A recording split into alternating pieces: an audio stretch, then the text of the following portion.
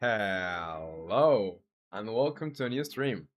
And that one guy you hear and you say, good, but I guess Geometry Dash, right? Got me wilding. I got 93% on Clutter Funk 5 times. Wow. Wow, and how long did it take you to get that far? 93, you almost got it. You almost got it. And say background music is such a pop. I know, right? It's very, very good.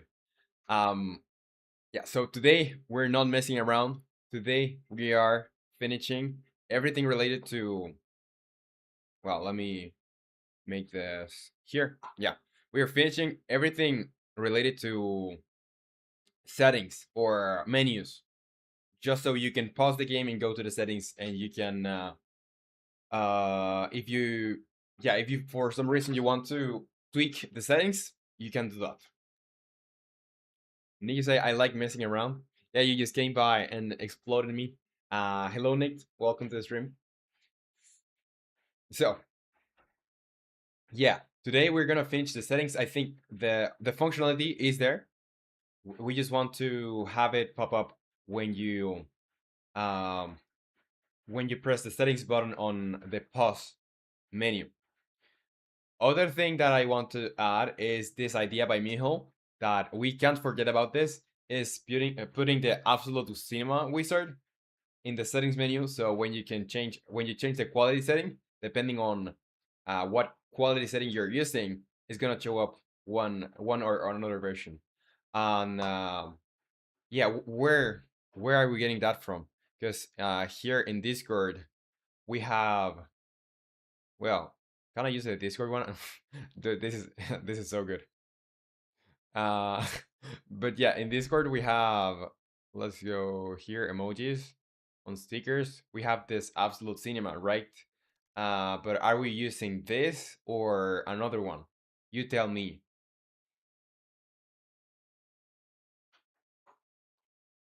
Yeah, if you could find the high resolution one, would be awesome. Because yeah, like I need a high resolution so I can scale it down and make it ultra scaled down or like pixelated.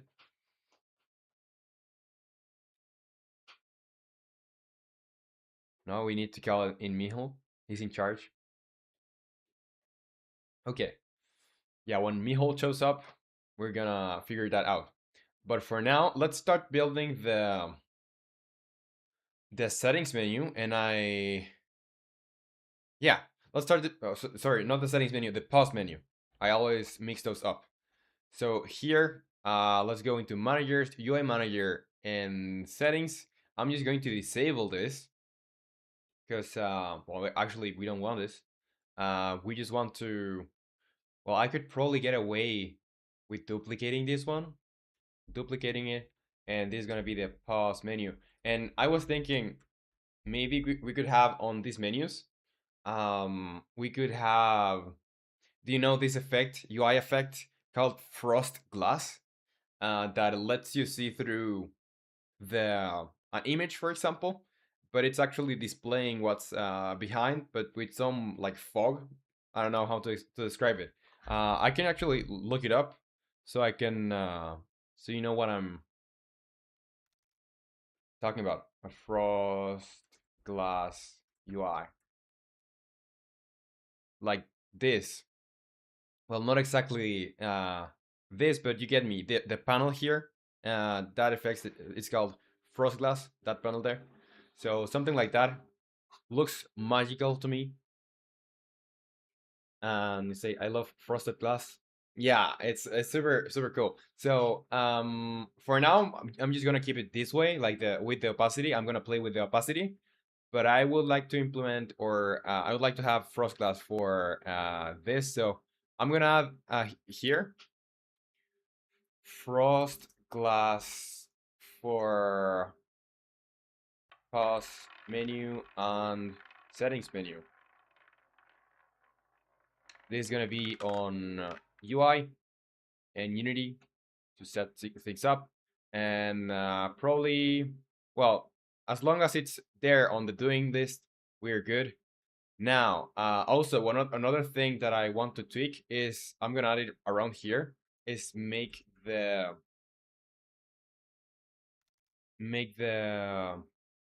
flying enemies position to follow a little randomized,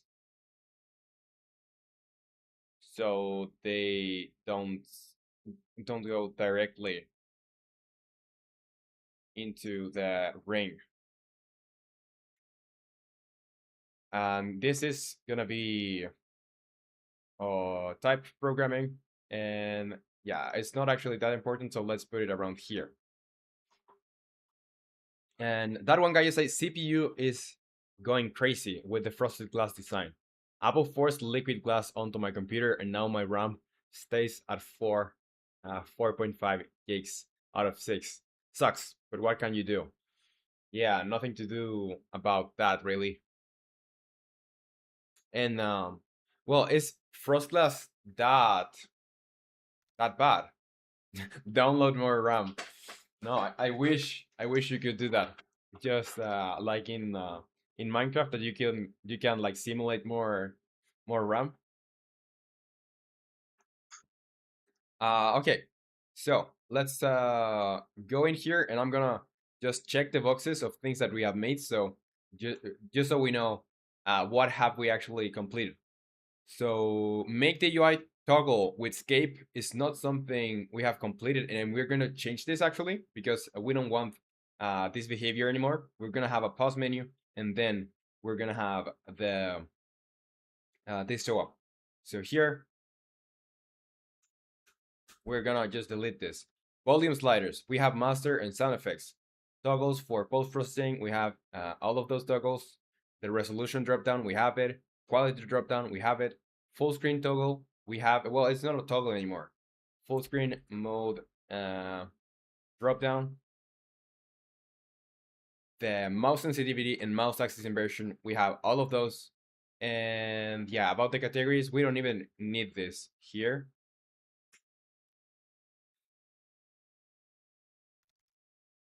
And yeah, so the only thing that we would need, we have we don't have the saving. So the UI elements is there, but we don't have the saving. So I need to do the saving. The layout design is done. And that thing that Michal said. And here, on the other task, pause menu, um, options, and it's gonna be one for resume or resume. I don't know how to pronounce that. And the other one is gonna be for settings, and the other one is gonna be quit. And that one guy say there's swap, but it's slow. Oh. And when you say slow, it truly must be slow. And Mijo is here, says hello. What's up, Mijo? Welcome to the stream. Welcome, welcome. How are you? And we were waiting for you because the last thing that I want to have for the settings menu, or the last thing that we need to do for the settings menu and move on to something else, is implement your idea, putting the absolute cinema wizard in the settings menu and the resolution changing. So we could use the one that we have on Discord. Oh, here Nick sent it. So how would you want this to show up? And since it is black and white, what we can change it to any color. But yeah, what did you say? I'm gonna just copy this image, and I'm gonna bring it to Affinity Photo while you answer. Because we could have it. Let me show you. Where could we actually have this? And let me disable this. Let me, on the post menu, settings menu, content, we actually won't need this. It's just gonna be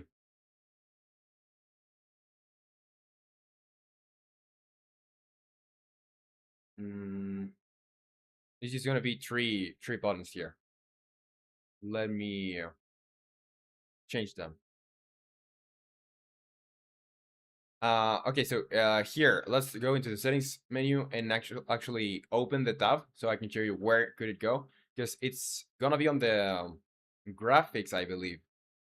If I go here, it's not video, it's on not audio, it's on graphics here. So it could go somewhere here. We have plenty of space here. What do you say? Like, this is the space that I thought we could put it in, but we could also put it somewhere here. There's plenty of space.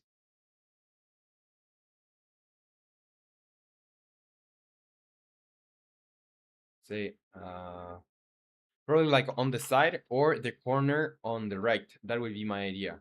And Mijo, you say, yeah, corner. So which corner? Like hidden, or, well, it's not gonna be hidden, but somewhere here, you say? Like in the corner here or the corner here? What do you say?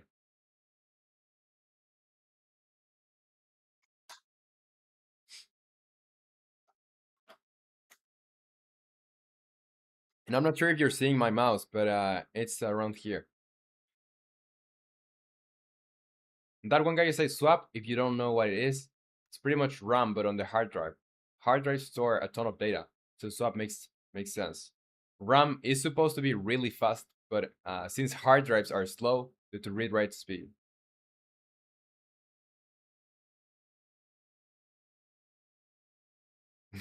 Downloadmoreram.com. That's a real website. And yeah, the swap, yeah, probably not as fast as like real RAM. So we need to say lower right of the screen, probably taking up the free space. Okay, lower right of the screen.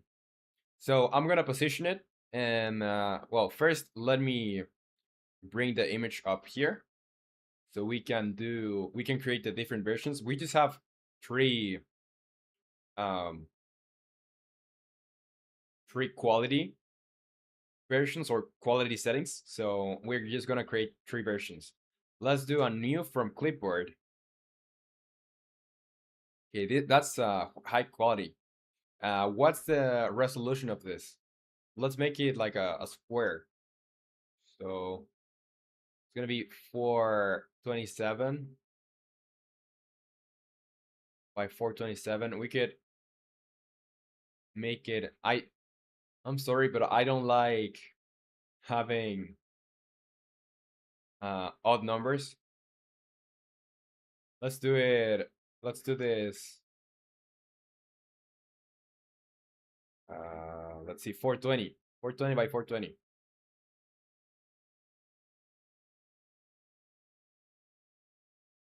Okay, like this. So let's apply. And now we have the absolute cinema. Is it off center? I don't think so.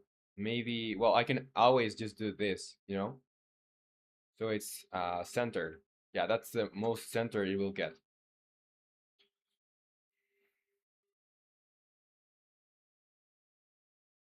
Yeah, my thing, my thing takes those. So if you have a PSD, you can send it, and I'll be able to see it. But I think this is okay, right? As long as this is not compressed, this is okay. Because it's not going to be large either. So we don't have a problem with that. The render is so beautiful. So nice. Yeah, so let's do, well, this could be version 1. So let's give it a name. I'm going to put it in strategy and magic. It's going to be 2D. Should be on textures. I don't know where it should be. Textures, I guess. Or well, let's just call it icons. And here I'm gonna do absolute cinema icons. And this is gonna be absolute cinema. Um, well, we are gonna have 3 levels of resolution changes. And I'm gonna start this from 0, counting from 0, just because it makes more sense to me. We're gonna have it performant is gonna be like level 3. Medium quality is gonna be like level 2, and high quality is gonna be like 1. So this is gonna be absolute cinema V1 or res 1.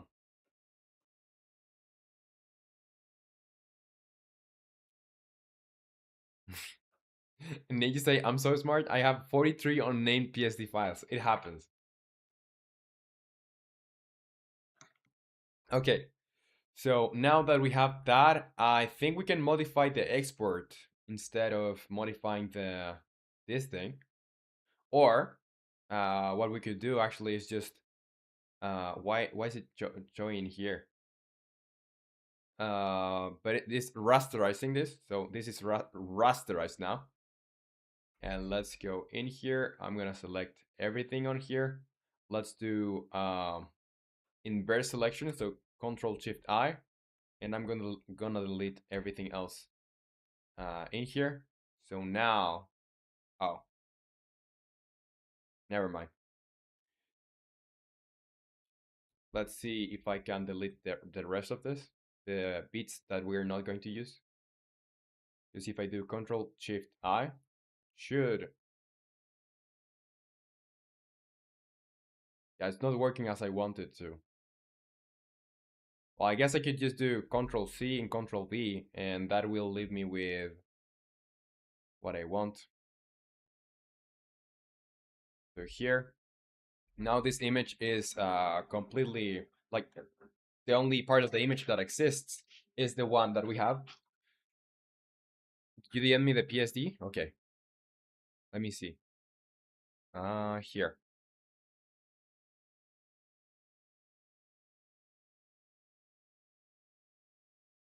Why does it open here? Okay, let's pull this up here. And where, let me open my folder here for downloads. Let's bring that image What a what a descriptive name. Image PSD. Okay, absolute cinema. So I think we're good with the other. Thanks anyway, but I think we're good with the other one still because it's already uh, cut out. Yeah, it's image PSD, one PSD. That makes a lot of sense for descriptiveness. Yeah, let's make this bigger. And now that we have this rasterized, we need to, well, uh, we're gonna have this half the resolution. So divided by 2 and divided by 2. So like that. And now we need to just make it fit here. Let's we could just export it like this, but what I want to do is set to rasterize again. So now when we go back to 420 by 420 by 420 and we scale it back up, it is gonna be lower resolution. But do you want to go crazy with this? Because we could go crazy.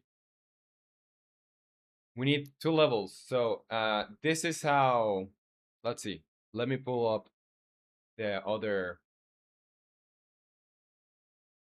image here. To do 2D icons, absolute cinema icons, and here we have the other resolution. Okay, you can tell. You can tell the difference between these two. Clearly, I would say. Let me put the image back. I think you can tell the difference, right? And Christ, when I open Unity, I have 16 of RAM, but I have used the other computer that I have used had like 8, and I'm not saying 8 is um a low amount or yeah, I'm not saying 8 is not a lot, but yeah, if you have like 8, it's gonna run. Like for game engines in general, you need a lot of RAM. Like for Unreal, I think the minimum is these days 8 is pretty mid.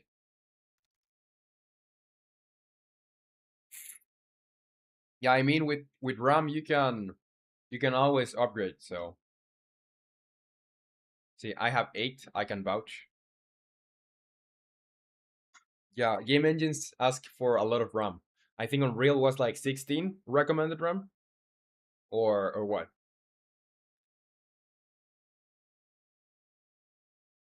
Or was it 32? I don't remember. Well, let's do another resolution change. So now instead of 420, I'm gonna bring it down to a quarter, so 105 by 105. Let's apply. Oh, before I do that, I need to file, export. It's gonna be Absolute Cinema Res 2. And now we can go in here and do 105, 105, apply, and set this like this. Now we rasterize, and let's make it 420 by 420 again.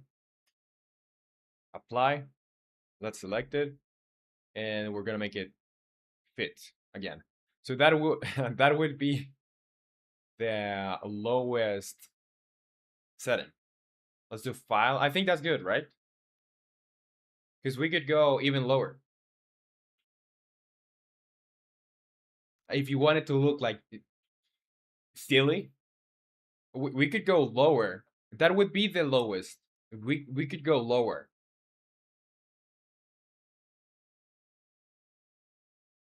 Okay, needs to be worse. Yeah, let's do lower, lower. Okay, let's grab the high fidelity one. So this is the, I think this is the vase. Yeah, this is the vase. Now, let's grab the, well, let's do 105, 105 here. This is gonna be for our second options for with the one in the middle. It's gonna look so silly. Yeah, let's rasterize this. Let's bring the this thing up to 420. Scale it back. Okay, this is gonna be the medium setting. File, export, export, and overriding the other one. Yeah, so now we're gonna do half of 105. So 100 and, well, let's just 52 by 52.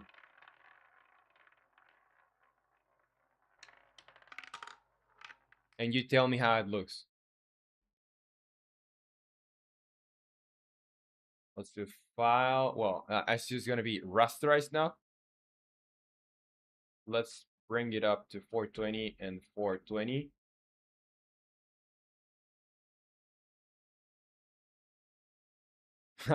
Okay, I think if we go any further, you're not going to be even able to know what's happening. I think that's the sweet spot, because if we go even lower, you're not gonna tell what's happening.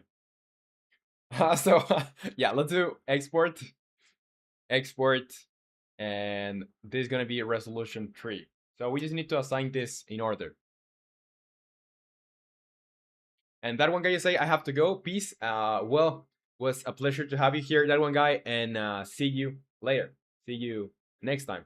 Bye bye. Yeah. So let's now. I think we have exported the tree, so we can just close this. I don't want to save the changes. I don't care about this. I don't care about this either. Let's just close this. Minimize. Yeah, I'm gonna leave this. Well, I'm gonna leave this open. So now on graphics tab, the last thing here is gonna be UI image, and that image, let's make it. Can we make it 420 by 420? I think that's too big. That's gonna be too big, but we could make it half that, to 10.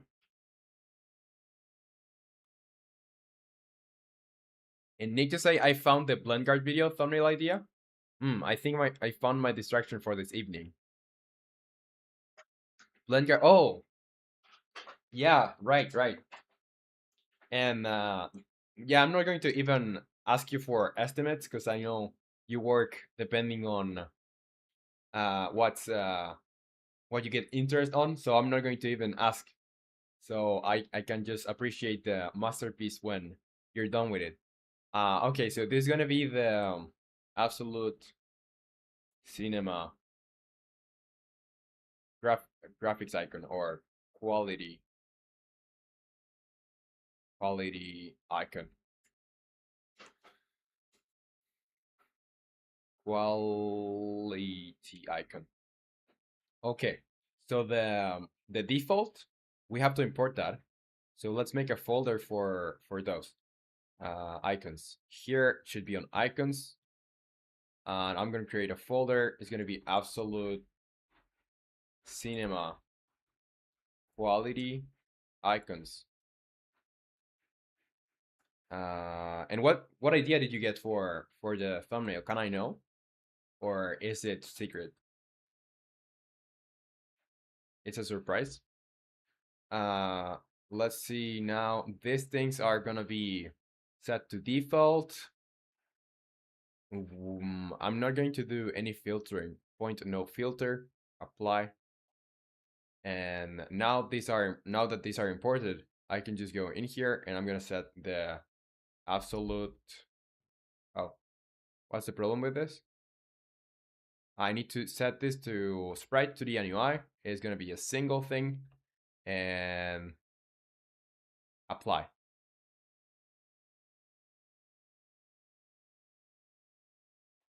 Okay, now let's go back again there, and let's do this one. So it's gonna be there. It's gonna be there.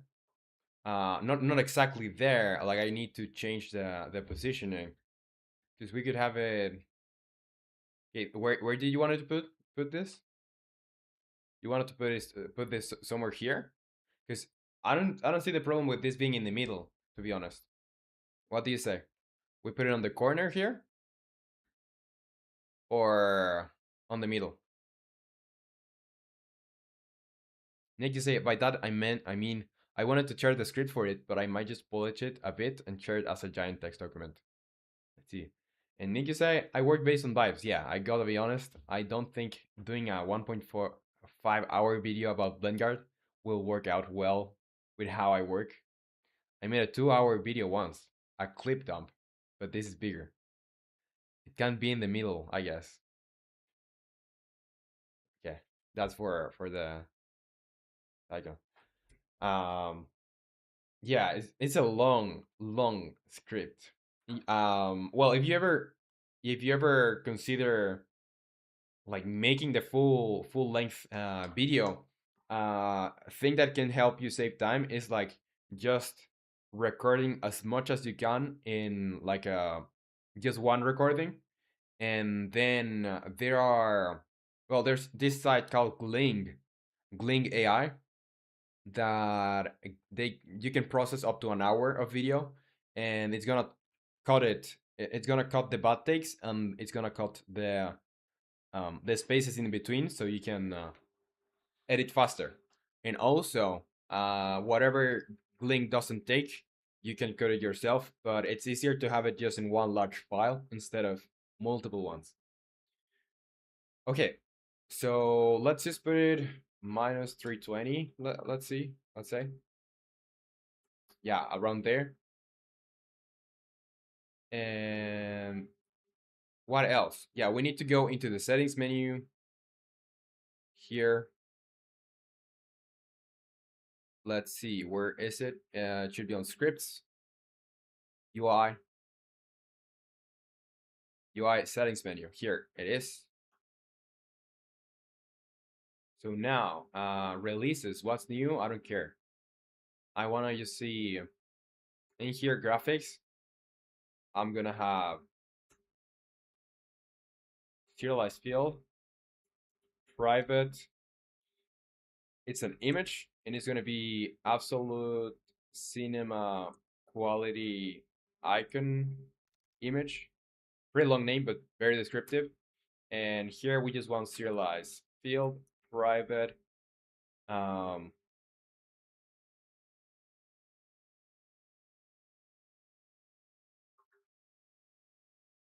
and Nikki say for sure I can see that working. That was kind of my idea from the beginning, except the AI part.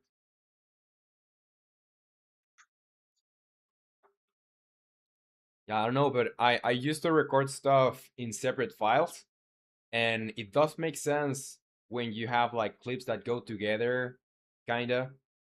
But the bad part about it is that if you wanna like refine the thing, it's gonna take a lot more time. Well, it has pros and cons, but recording everything in just one take generally is takes you less time in recording, and it's not that much time added into editing. Yeah, so here private sprite is gonna be a sprite array, and here is gonna be absolute cinema quality sprite, quality icon sprites, and I just have to assign them. So here, oh, it's gonna be, I know it's gonna be 3, so new sprite 3. Now, where should this go? It should go under, well, resolution drop down.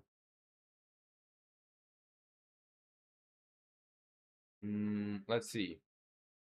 Because it's when I change the quality. So here, quality setting, apart from quality index, what I'll do here, and now making this into functions is where it finally shines.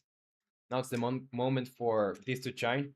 So since we have the functions, we can just get this very easily set up.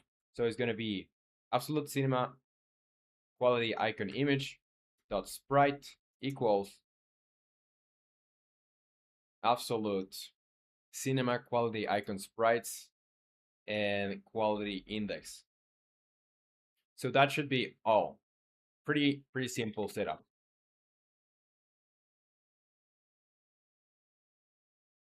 Now let's disable this, enable the default, and let's get there. Okay, graphics. If we choose high fidelity, yeah, we get that one. If we choose balanced, oh, I haven't assigned them. So yeah, I'm getting null reference exceptions. I have to assign that. So let's go to the settings menu. Let's go. It should be under graphics. Yeah, graphics. I do absolute cinema quality icon. It's in here, and I have to assign those images. So here, this is gonna be the first 3, 2, and 1, like that. And let's press play again. And if we go to graphics, if we choose balanced, for example, yeah, you can see, yeah, you can see what happens with the image.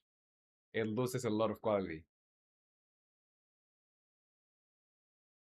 I think we're good with that, right?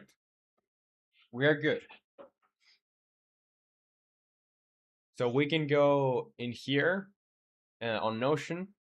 Let's go Notion. And this is done too.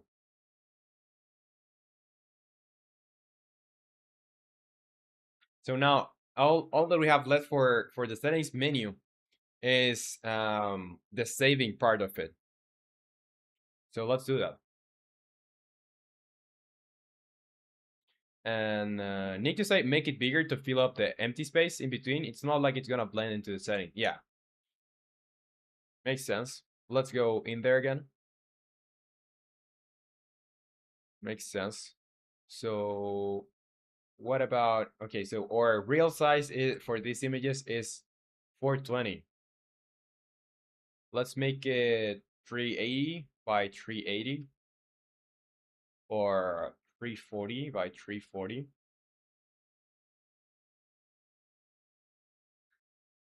I think it's gonna be 300 probably. 300. We could make it just 320 by 320. Yeah, just so it uses the maximum amount of space. Minus 265. I think there looks all right. We could do 370. 70 or 66. 68. I think that's right. Okay, now let's see this. Let's see this again. I just want to see how it will look like.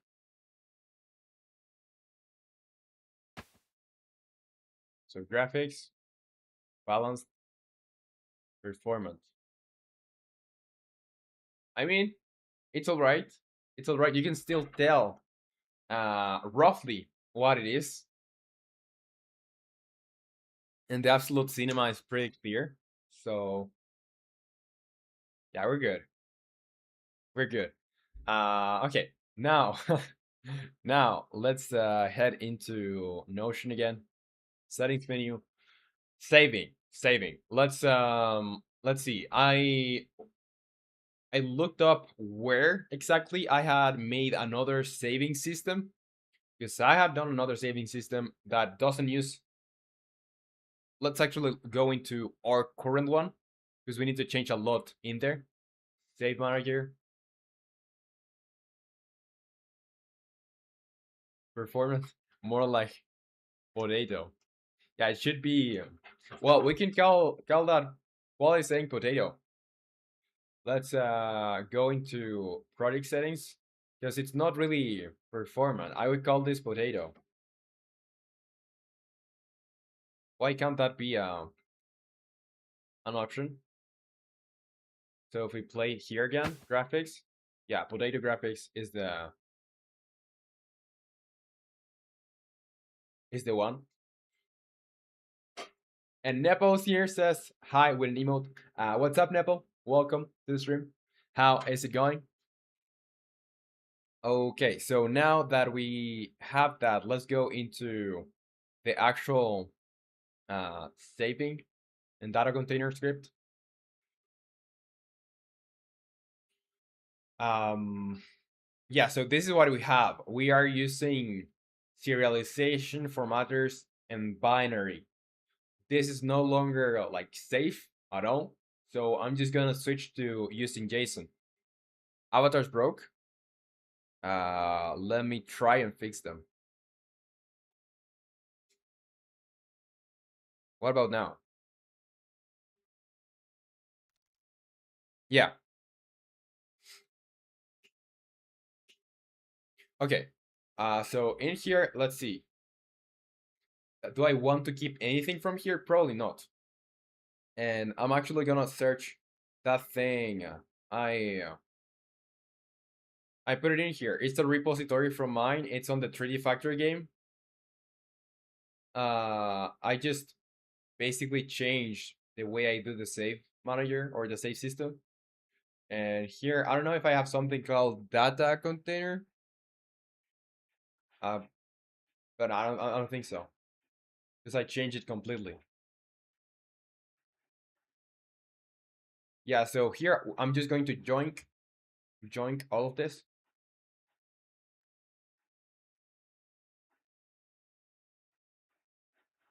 And we're gonna change it depending on what we need.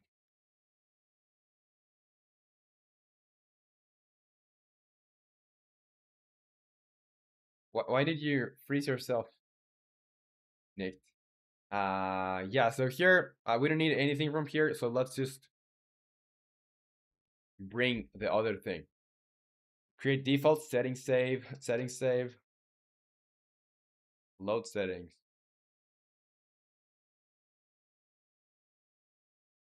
Actually, let's see what we have here. Create empty save file. Yeah, this is gonna be highly dependent on like the game, so there's probably a lot that's gonna break. Okay, we have save file path. We're initializing it like that. Okay.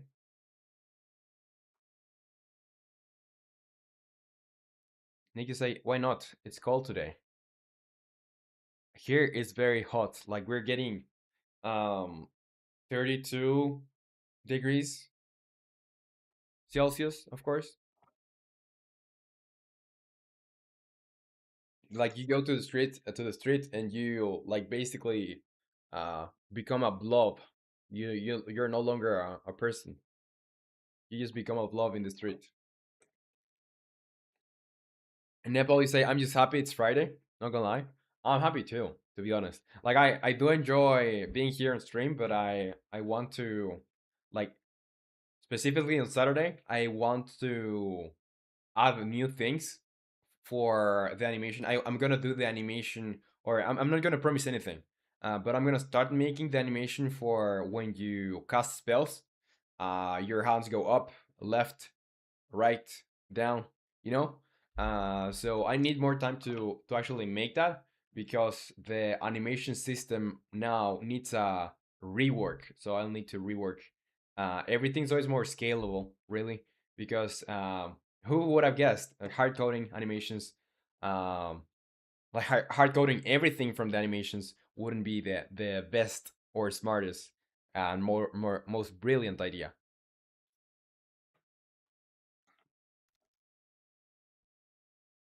And Nepo is say, "Hey, you created a save manager." Yeah, so this one is for another game. Actually, I just put it in here, but it's from another game. It's from the factory game, and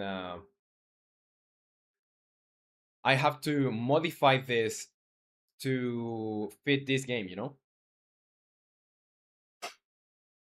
And need to say, from that one demonstration, I just get flashbacks every time you say something like that.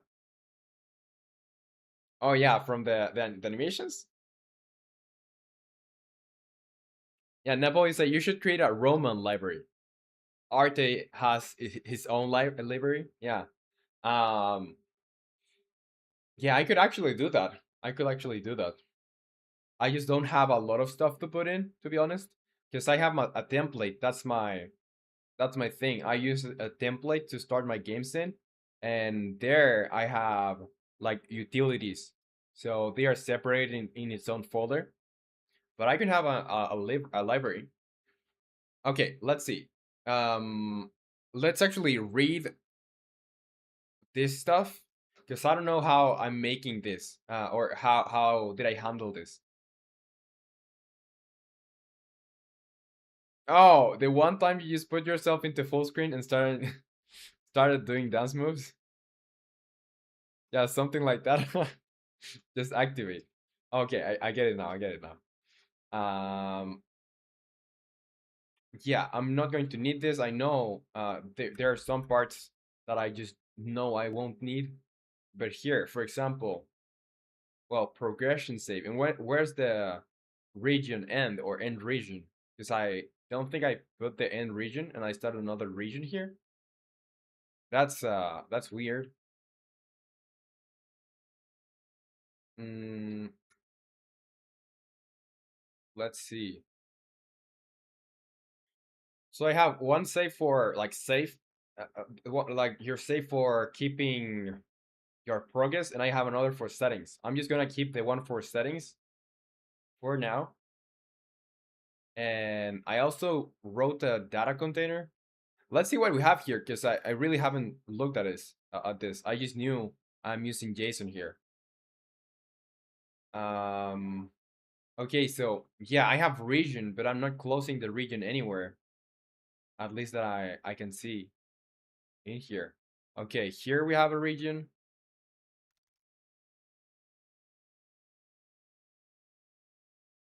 Yeah, probably say, wait, Nick, what did I say? Yeah, yeah. So here it's the leading machine. Yeah, but this is highly contextual. Okay, load save. I think we can keep the load save. Let's do something. I'm going to keep one function just to look at it, and whatever I think is going to work for us. So save split returns. Yeah, probably not going to need any of this. Save assembler. Yeah, not going to need this. Saving machine, not going to need this. And I'm gonna delete the region here. Delete this region.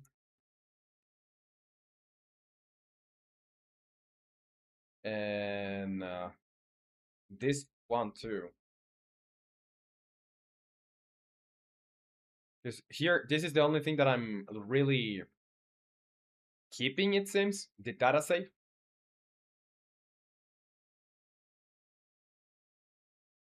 Because I have unlocked tiles, yeah, but this is gonna be changed when just in a second. So here we have save, delete machine, load save, create empty save file. So probably we can keep that too. Okay, machine data save. Yeah, this is contextual, highly contextual. The settings save. Okay, we could probably use some of those stuff. Yeah, so you see, I created another. This is like my. You see, when I use the binary thingy, I use data container like a separate class. Instead, here I'm creating the class in the save manager. So let's see. We have a setting save, and we're gonna update this. But let's see what we have. Save effect, load settings, create default settings save. Okay, I see. So let's see how I'm using this. Because here it's just gonna be data save. I create a new data save, then I do whatever change I want to do, basically. New machine data save, great, okay. Data save unlock tiles. Yeah, like I just do the beginning setup, changing the values, and the important part is creating a JSON string and using the JSON utility to JSON, doing the data save, doing pretty print true, and then grabbing file, write alt text, save file path, and JSON. Okay. Okay, I know how it works now. I remember how it works now. So let's just, I'm gonna keep this as a reference, and let's see what we actually need. The lead machine is gonna go. This is gonna go. Saving is just gonna go to. Data save gonna go. The init can be here, no problem, because this comes from the mono singleton. If we go to the definition, we have something called init, and it's just after. This is yeah, after awake. So, or it's on awake really. So yeah, because otherwise we would have to override awake, and why do that if we can just use init? So yeah, that's good. I'm gonna keep that, but I don't want to have a save file path right now. I'm just going to uh, comment that because it's gonna come in handy later, not now. So now data save. Let's delete, or actually, yeah, I want to keep some of this stuff because it's pretty helpful to have, like checking if file exists. Okay, now on setting save, let's let's actually put our stuff. So what do we need to store? We need to store a bunch of things. So let's look into what we want to store. Since we have everything on Notion, I'm just gonna use the Notion thingy, the Notion app, and start from there. And I'm gonna start in order of what we have. So first thing first, let's save the resolution. Or well, should we save the resolution or and the frame rate separately, or we should save the option, the index of that?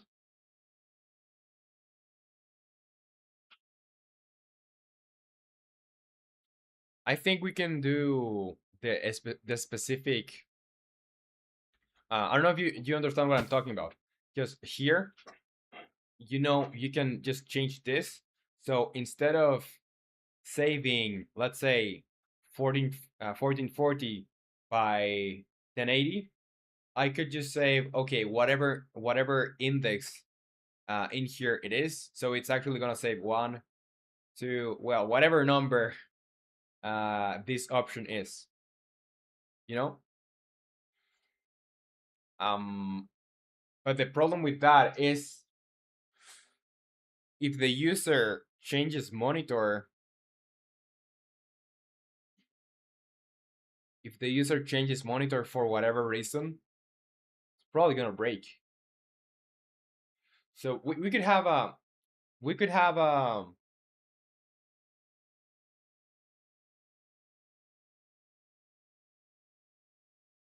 an error handler in place when that happens. So let's just store the full thing. Let's start with that. Let me pull up Notion here, and the first things are the resolution.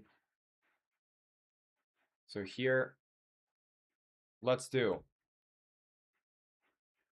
How do we want to store this? Because I know we can store, well, bool, ints, and whatever, but I don't know if we can store custom data. I guess we can, right? Hmm.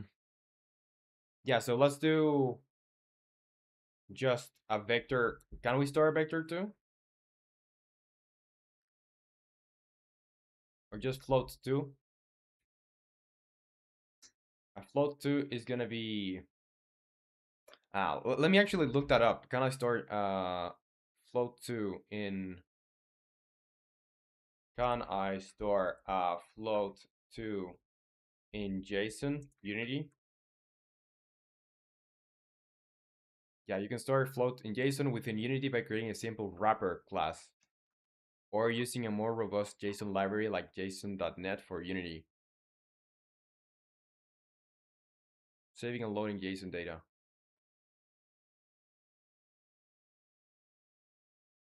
Hmm. Let's actually let's ask the Almighty. Let's ask the Almighty.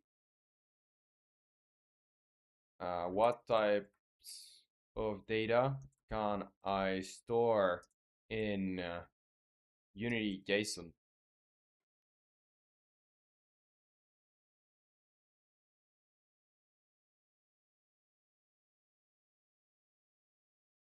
Supports in general.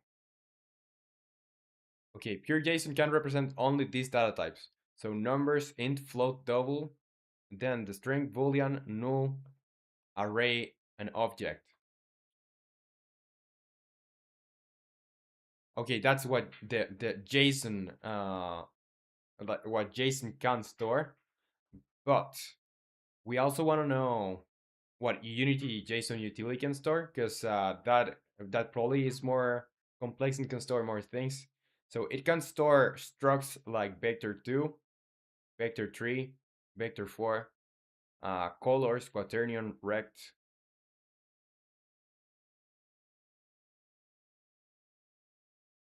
Mm, okay, things like this, for example. For example.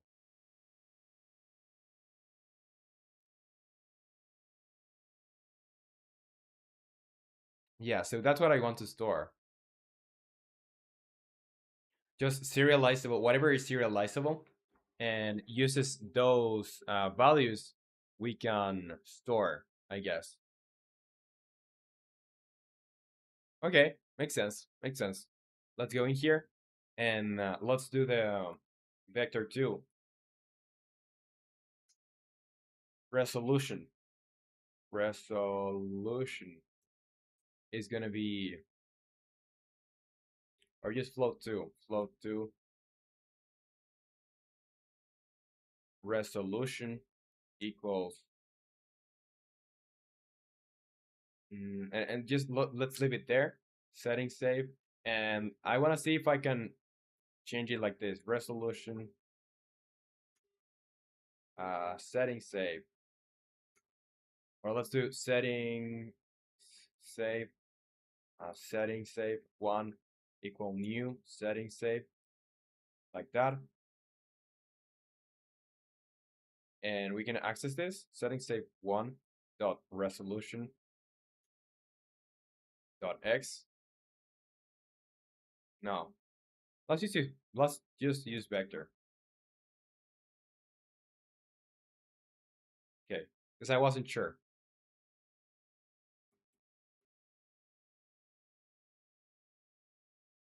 Okay, now in here,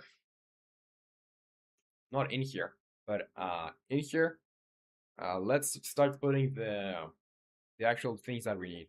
So I'm gonna grab everything from here and I'm just gonna paste it and we're gonna start building or start transforming these into the values that they need to have. What is this? What happened? Let me see. Why did it got pasted this way?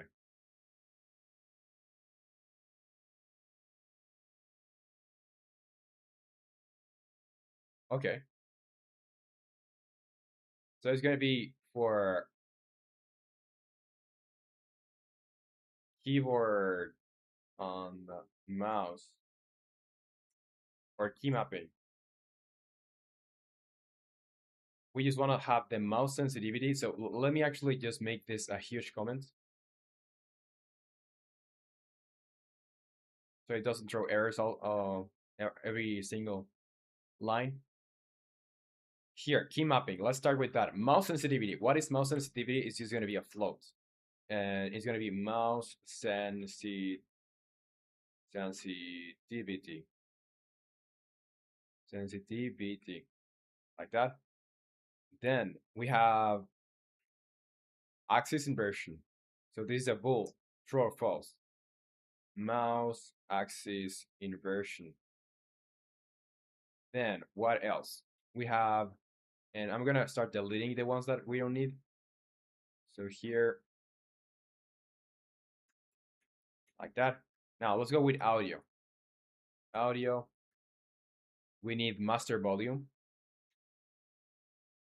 And Nepal is a Roman State Manager W. Well, trying to make the best I can now because we're gonna be using it not only for this, like the settings, as Art said yesterday, we could actually save this into player prefs. But the thing is, I would like to have this set up so when we actually need to save anything else, like when you have, I don't know, a level or you have a position somewhere or something that you have unlocked, I can just go in here, make another data type for the type of save, and just save it. And the code guy is the code guy 01 is here. Says hi, what's up, the code guy? Welcome to the stream. How is it going? So let's see. For audio, we have master volume, and master volume is going to be a float value. Yeah, master volume. We also have. Oh, and I don't want to. Yeah, like this. Then sound effects volume is going to be float. Sound effects volume. And also the one that I forgot to make initially is going to be music volume. So we can have those three separated. And the code guy, you say thanks. You're very welcome, the code guy. So tell me, the code guy, are you interested in game development or maybe into web dev? I don't know, AI. What are you into? Tell me. You say I'm learning C++ and Railib to make games in Game Jam. I don't know much of things. It's been 6 days. I learned a little. Well, but it's actually very cool that you're starting out and with C++ and Railib. Awesome, awesome. And have you been following any courses, tutorials, or something? Let's see. So I'm gonna delete these comments because I no longer need them in here. And around here, I'm gonna do, well, the things for the graphics. So for the graphics, we want to hold uh, the graphics setting. But the thing about doing that is I probably will need to hold the index and not the name, probably the index. And the code guy, you say, no, I'm a web dev guy, just exploring game dev. Well, it's awesome, awesome. How has your journey in game dev been so far, or your exploration in game dev been so far? And Ninja say, "Oh, I got a jackpot." Damn, the gambling goes insane. And the code guy, you say, "No, just doing things like from making bugs to alien shooter kind of mini game." Nice. Yeah, I don't know how you are enjoying it. I think you're having fun with it. But game dev is like super fun and super rewarding. So I'm glad you're exploring it. Okay, so here in graphics, let's see.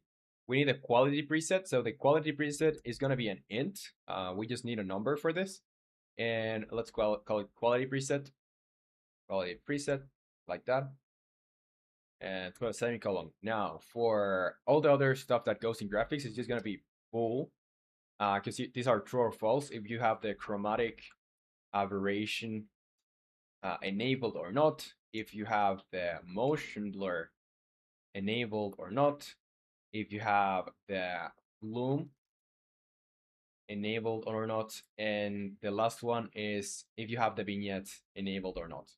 Vignette. And the code guy you say, I'm using AI to get tasks and hints if I get stuck. That's awesome. Very good use of AI there. And you say, what are you using, man? I'm using Unity C Sharp. So I can show you, actually, I don't think you have seen the game. Let me save this. This has a lot of errors because I just changed stuff here. So it's full of red. Let me see if I can just comment this. Um, yeah, let's see if I can go here into the save manager. Yeah, I'm not sure if I'll be able to show you the game right now because it's full of errors. I just changed something, but I'm working uh on a game about a wizard. You're a wizard and you use, like, I don't know if you have played Helldivers, but you use the arrows to select your spells and then you can cast them and defeat waves of enemies. Um yeah, I can show you a lot because my ID is currently full of errors because I have just been implementing this save system here. And Nick, you say, hell yeah, it is, except when I'm screaming at Unity to explain what the hell an 80 GH exception is. I have like 5 looming errors that I don't know what they're doing because they're not linking to anything. Don't know what to tell you, man. The errors are never gonna stop coming.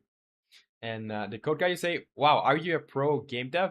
Um, depending on what you define as pro. I've been making games for a lot of time now, so I'd say I'm pretty confident in my ability, but I don't have a degree. And the code guy, you say, damn, do you have any tutorial suggestions as beginner dev? I would recommend you go into, well, I always recommend the same one. Let me look it up so I can share it with you. Here, Unity guide. Let's see. It's, yeah, this one with a robot is pretty good. I've made it, or I followed it myself years ago, a lot of years ago. But I think this one is good. If you want to have a very beginner friendly one, this is gonna probably be a good way to start. It's on Udemy. And about free ones, I would go and search for. Let me see. Let me write it here. For Code Monkey and for Brackeys has a lot of tutorials too. Speed Tutor. Those guys, I think you're gonna find a lot of valuable info in those channels.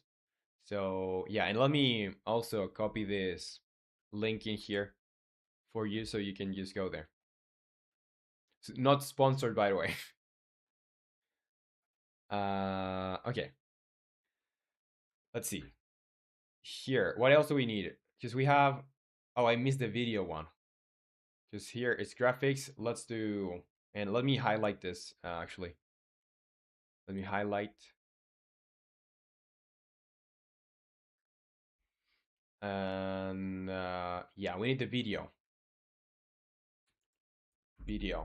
So for video, we just need resolution and full screen mode.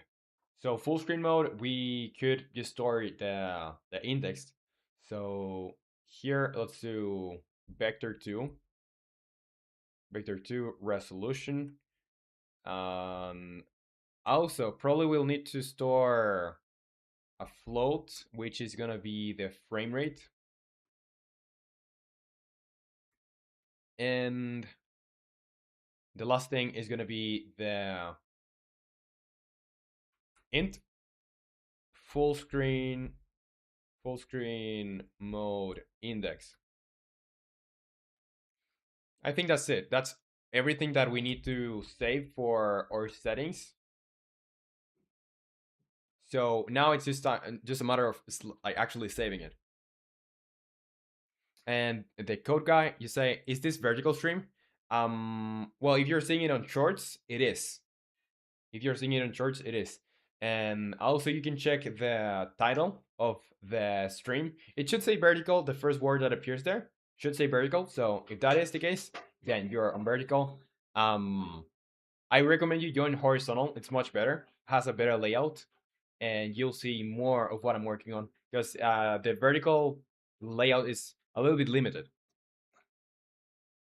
Oh, and also you get an avatar that shows up in the horizontal stream. Okay, let's get to saving this. Let's get to saving. So in here, save settings. Well, actually, I need to create like a base setting if you don't have any settings, no? Yeah, the stream avatars. It's pretty cool to have those around.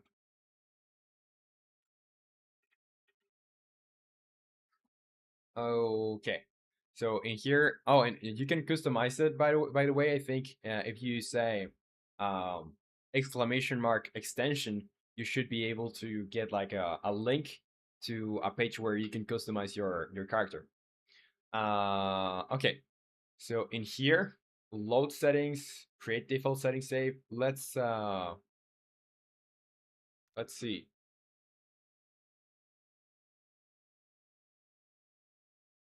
Because the beginning setting is gonna be empty. So and the code guy you say, "Oh, I'm down. They're down there." Wow, what's that thing? The yeah, stream avatars on Steam. So if you say, well, I'm gonna put a point before extension. I think this is the command right next. I think that's the command without the dot in the beginning. You'll get a link to customize your character and other stuff. Yeah, that's the one. Thanks. And the code guy you say, I'm too streaming my learning. It's been 6 days with C++ and Raylib. Now I need it. Now I need it. It's cool. Yeah, stream avatars on Steam. Stream avatars. And very cool that you're also streaming. Okay, so the default, maybe I can change the stuff here because if I just create a normal setting save, is not going to hold any info.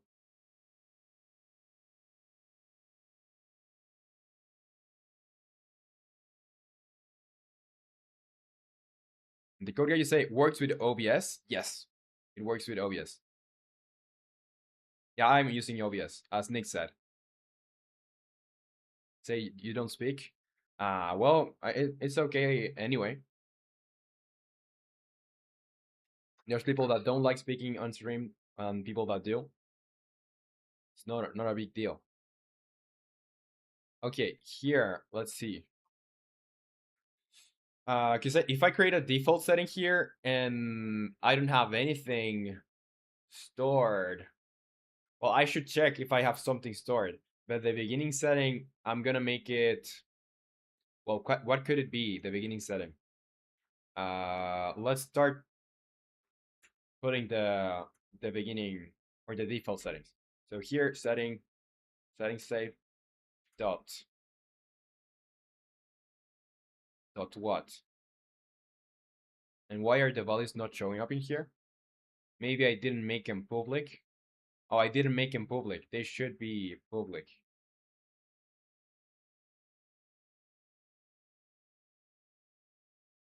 So I'm gonna grab everything here.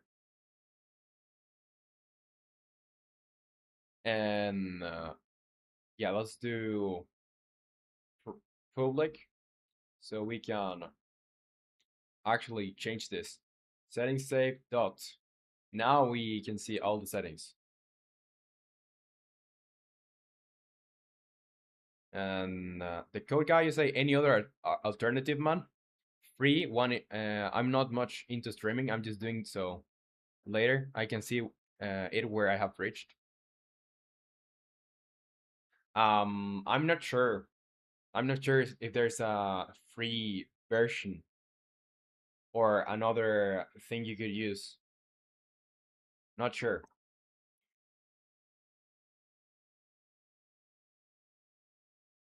Yeah, you could try. Well, the good thing is since you are into programming, you can make your own, and it shouldn't be that hard to. Well, it's gonna take a lot of time. But you can do something kind of similar, or maybe just show up something depending on the name of the people that joins or writes. Because if you can access the YouTube API and read from there, it's not going to be as stable or reliable probably, but it's going to be as stable or unreliable as you make it. Okay, settings save. Let's save the resolution or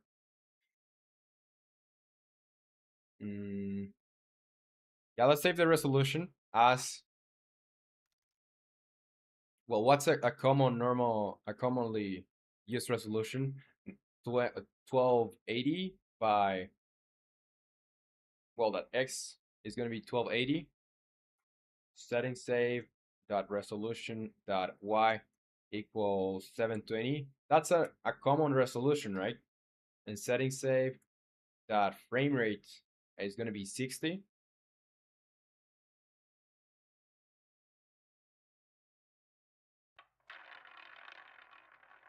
So if I go in here, oh, another thing that I found is if you do control and you go up and down, you can later like remain where you are. So if you want to read something here, you can do that. Like for example, I can just go in here and read the setting save, and when I do whatever here, it goes me, or it takes me back to where I had my cursor on.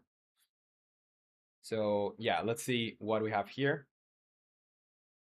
So let's do mouse sensitivity and mouse axis inversion. Let's do those.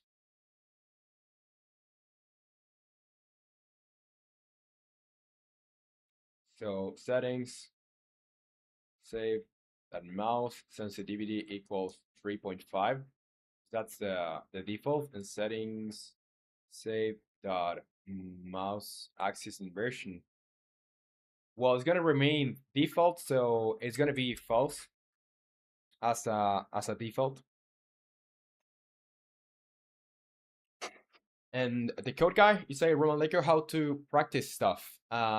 If by stuff you mean like everything like related to game dev, I would say, and this is like the same thing that I always say, but grab a small mechanic or a small project that you would like to do, but something very, very small, that you think it's challenging, but not challenging enough that you're going to be like it's gonna destroy you. You know, just pick something hard enough that is a challenge, but you can still like do it and you don't get overwhelmed, and try doing that. And next time once you finish that, you go to another project that goes into other thing that you don't know. So you go and start accumulating a knowledge and knowledge from things that you from the things that you're going into learning with every new project. And what Nick says, you say, so game jams. Well, game jams are very helpful too. The problem with game jams is that sometimes you what you want to do is not have a fully complete project always, and what you want to do is like practice a mechanic or practice building a mechanic. But game jams try to make you publish something that is playable, and your objective with learning is not always having something playable, but rather having made a project where you have implemented something new that was previously outside of your comfort zone. You know. But game jams are cool too, but not exactly what I'm saying. Yeah, let's go back in here. And yeah, master volume, sound effects volume, and music volume. So let's say, let's see, settings, save that. It's gonna be from minus 80 to 20, the value in here.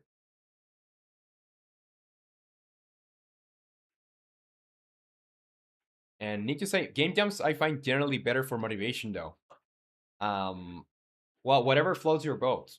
If game jams are better for you, like you get more motivation and like want to finish stuff quicker because of them, go ahead with game jams, just game jams.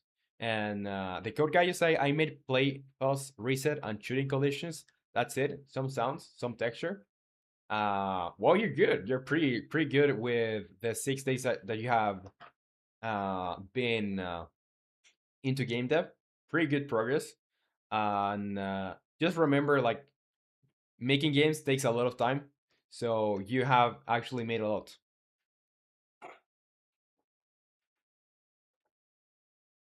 Okay, setting save.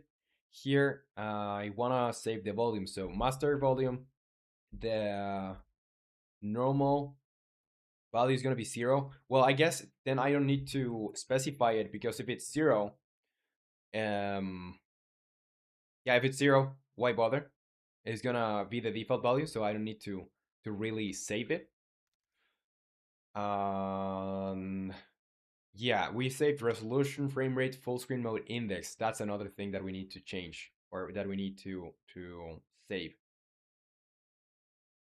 So what will be the base of this, or the normal setting for this? Let's do setting save dot full screen mode index is gonna equal to let's see, full screen mode. What is, because I could start in windowed, or full screen window, maximize window.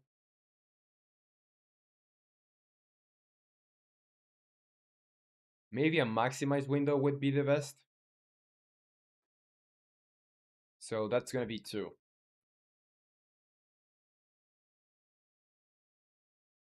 And need to say, the fact you didn't quit after one tutorial puts you above 90%.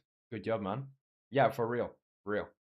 And you say, the code guy tutorial. Now I'm using AI to teach myself, asking it to provide tasks and doing it and asking for hints. That's nice. That's nice. That's a good way of learning how to go about stuff. And I think I actually said something similar, like how to use AI for learning. Like, just try to figure stuff, try to figure the stuff yourself first. But if you're like super stuck, then you go and you ask for hints, not the answer. And also, reading documentation is like just the way you do stuff. Or, well, now that you have AI, I guess you can just ask it uh whatever you want to know from the documentation. But myself, I generally go and read the documentation anyway, because it's like properly displayed, like it has a cool layout, even though you can get information a little bit faster sometimes with AI. Okay, now let's see what's next. I'm just defining the default values for this. So we have resolution, frame rate, and full screen mode index. Now the quality preset we want to save, that's going to be an index 2. And here, quality preset index. Let's just call it that just so we know exactly what this is. And these are all going to be true at the beginning. So let's just bring everything from here. I'm going to copy this and I'm gonna paste it just so, and I'm gonna make this comments just so we can have them here close for reference. So here I want to access settings save dot quality preset index, and I will have it at, well, we have 0, 1, and 2. That's the highest quality that we have for now. But yeah, I don't think we're going to need anything like to specify anything different right now. Let's do the next one, settings file. No, settings save dot chromatic aberration is going to be true at the beginning. True. Settings save dot motion blur is going to be true or default value. Settings save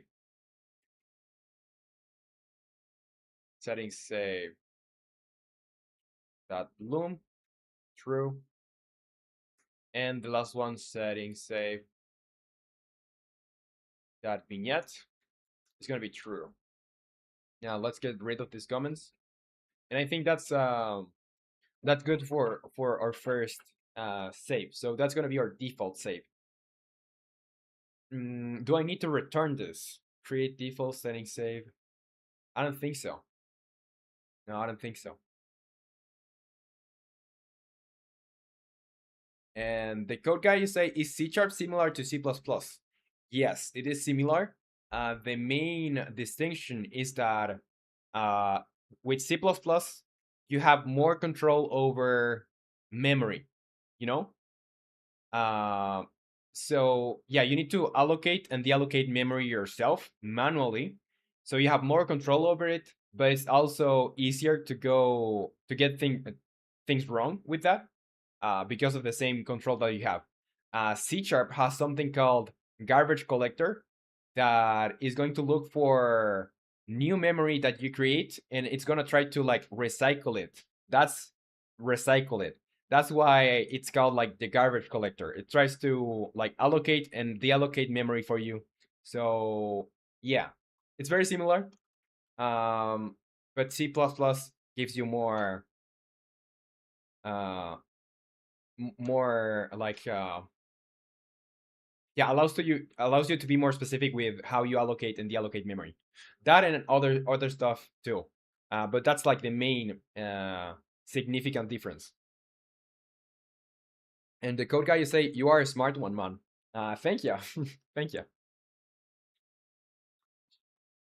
Okay, so now that we have that, let's see what do we do. What do we do in load settings? I just want to know if the file exists.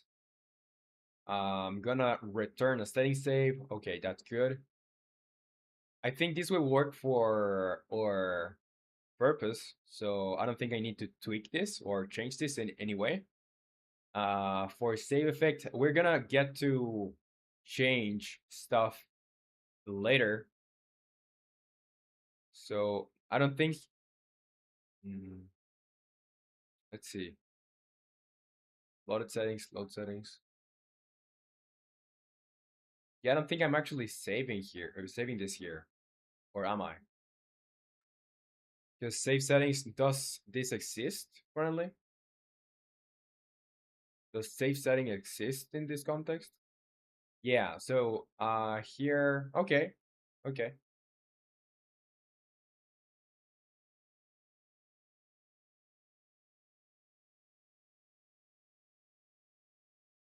I'm just going to modify this stuff because we need mainly the same thing that because I bring a lot of stuff from another game that I was working on here. So I'm just changing it so it makes sense for this context, for this game. And let's see. So the create default setting is done now. The load settings is done too. Save effect. So in save effect, we have more than these effects now.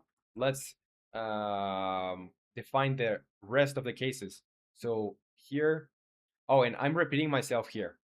The save setting, I'm actually going to use this anyway.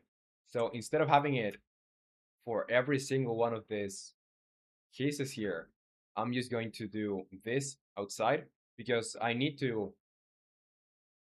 do this anyway. So if only if the loaded settings is not null, I'm gonna do this. Save settings, loaded settings. Yeah, so now what else do we need? We have loom, we have vignettes, we need chromatic aberration,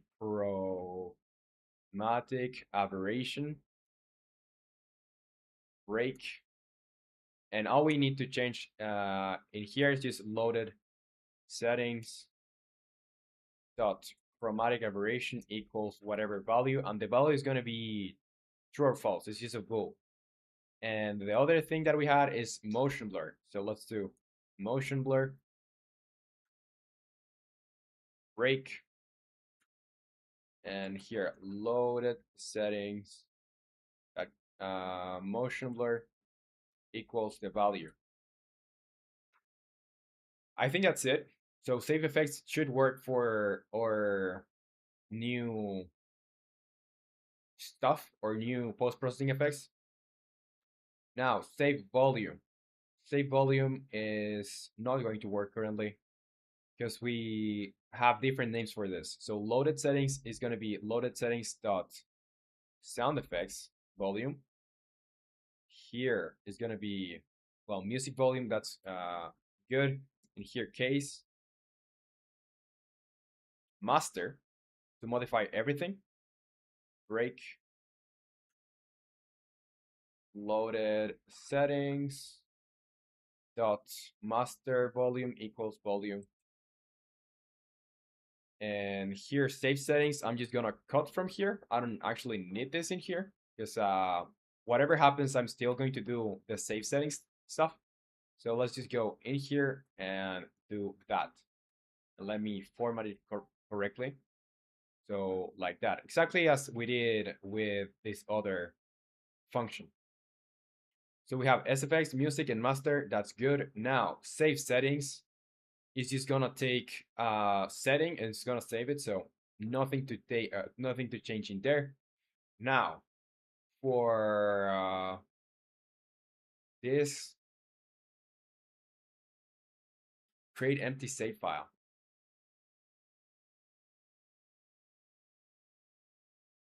Yeah, I don't think I'll need this.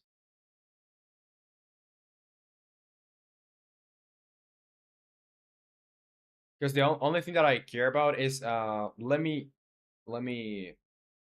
cut this. I'm gonna comment it so I can leave it for reference. I'm gonna use this what symbol is this? Here. Yeah. So yeah, I'm gonna use that so I can color it in a different way. Just so I can see how to use it. Because I don't normally use JSON to store stuff. Here, I'm just gonna copy these examples and I'm gonna leave them as comments.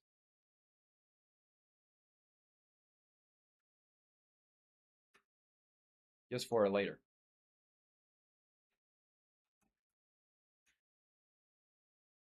Yeah, like that. So in here, the same thing, the symbol that goes over, well, that's over 6.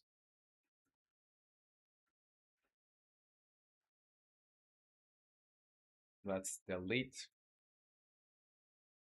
And okay, so we have what we need, but we also need another thing. That's the load saving or the load save. So I guess I could go a little bit back with with that one. Could go a little bit back. Okay, so here, data save for load. I'm gonna call this load settings,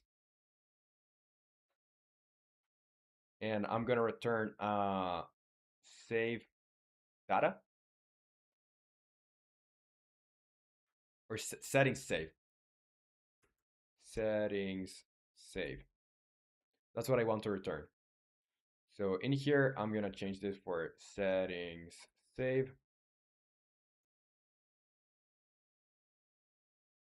Save is gonna be settings save.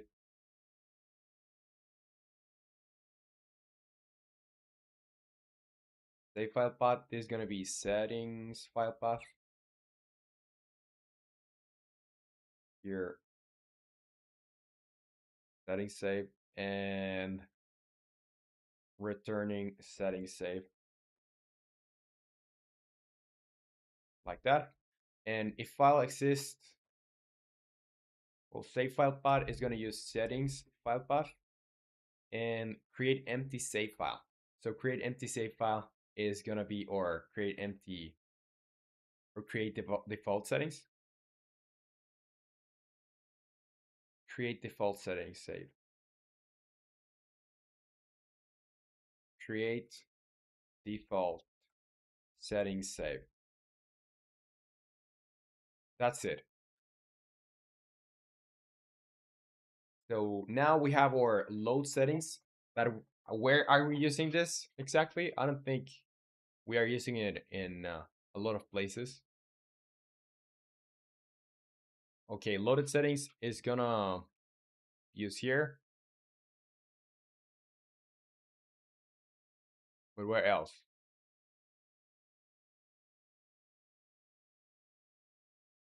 Save manager load settings. It's an ambiguous call. Did I define this in any other place?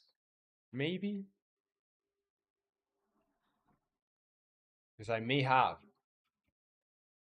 I may have.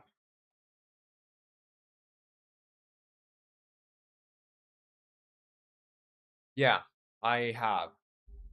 So actually I had this already. I had this, so let's just get rid of this one.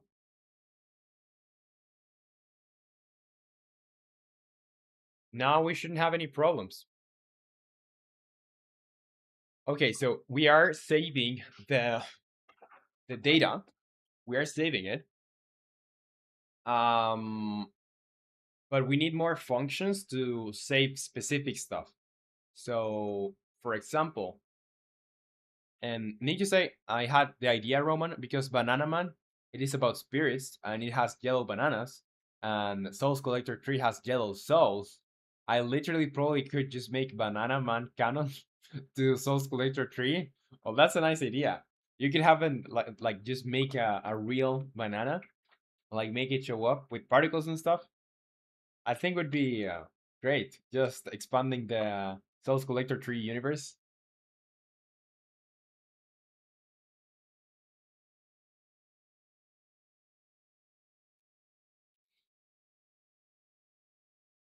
Okay. So now in here, well, let me check.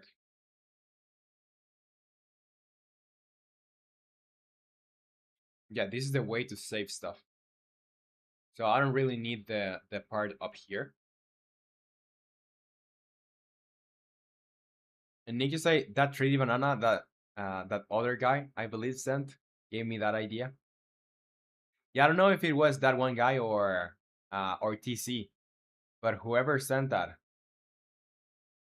it's a genius.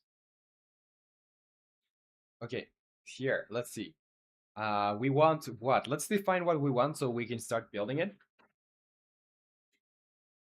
And Nick, you say a 3D spinning banana would just be perfect for a 2D game. Yeah, I think it would make the game better. You what which way or how are you planning to make it, like real 3D or render different perspectives so it rotates? you know, like making an animation, a 2D animation, or a 3D object.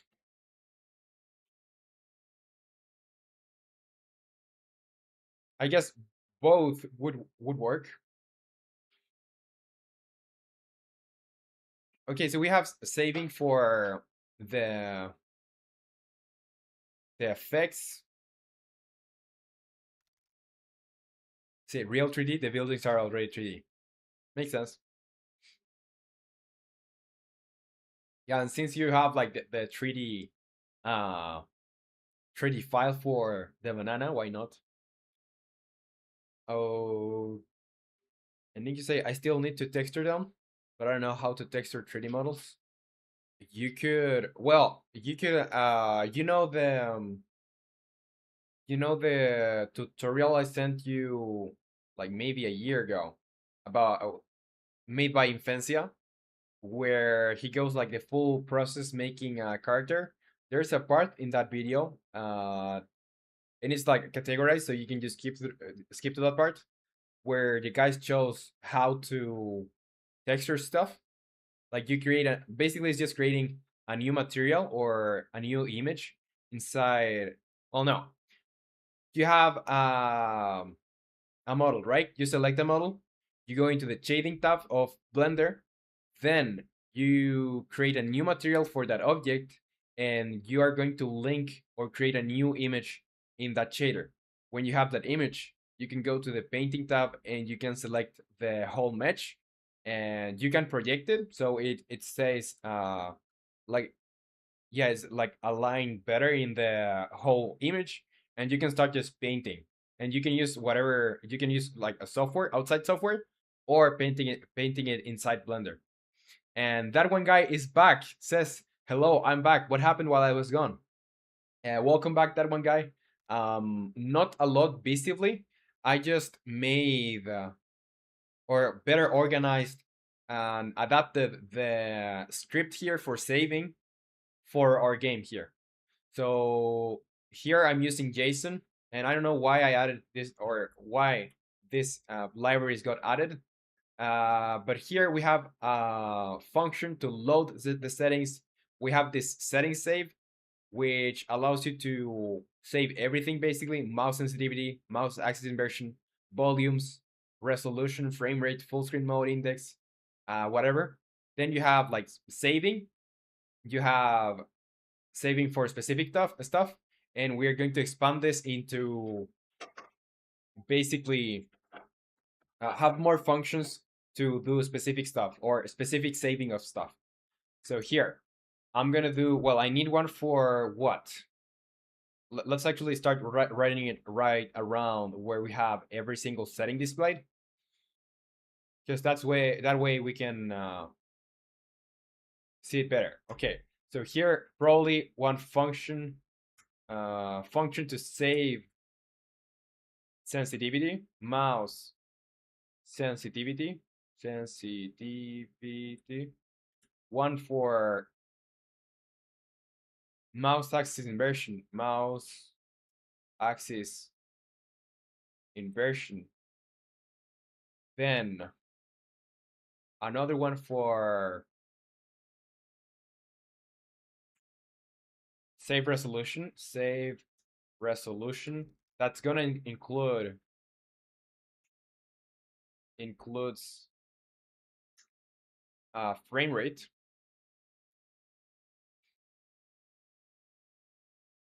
and save full screen mode.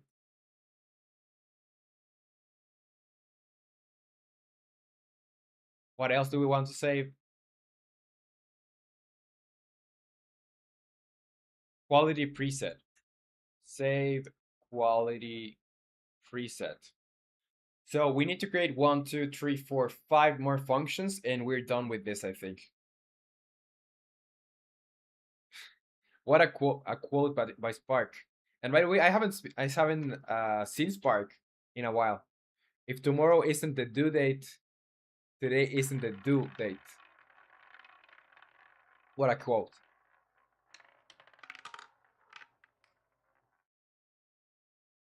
Need to say, I need to get to know someone who know what they're doing in Blender. So I can use that relationship for nefarious needs and 3D models. I think there are plenty of people like that in the community. And Bisonary says, I hope I didn't butcher your name. But you say, what are you making? I'm making a game, a magic game where you can cast spells using your arrow. So let me show you. Let me show you. Here, I'm gonna disable the settings menu for now.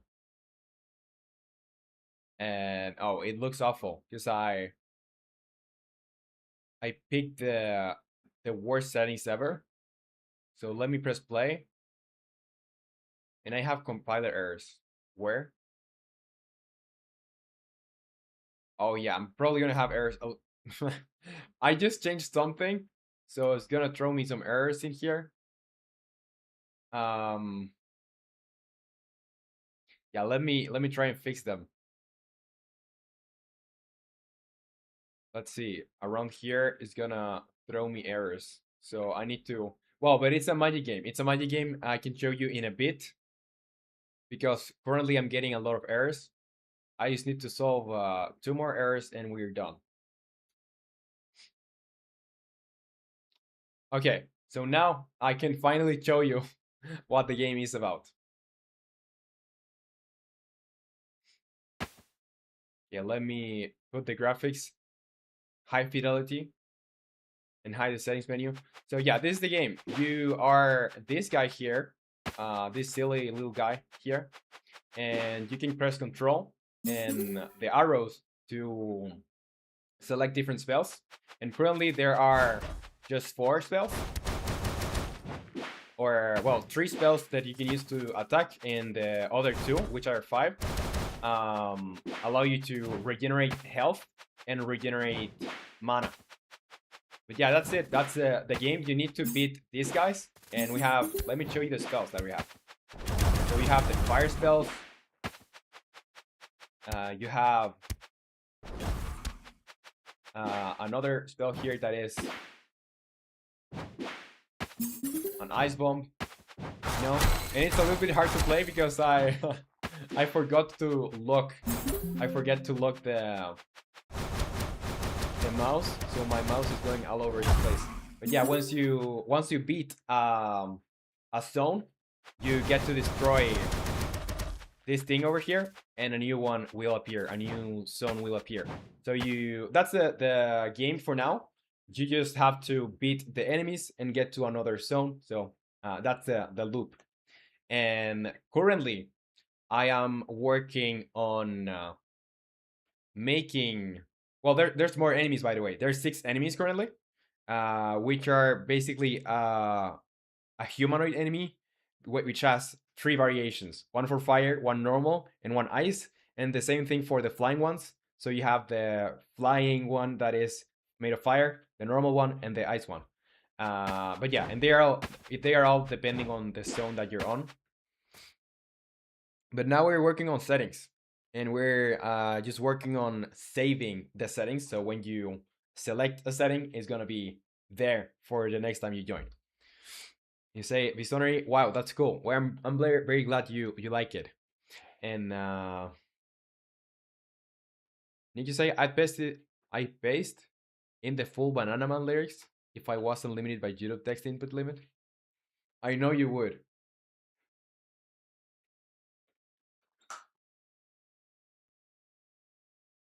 Yeah, now to fix the bugs.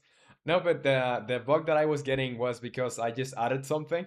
So that something was throwing me some errors. But yeah, let's get back to the save manager.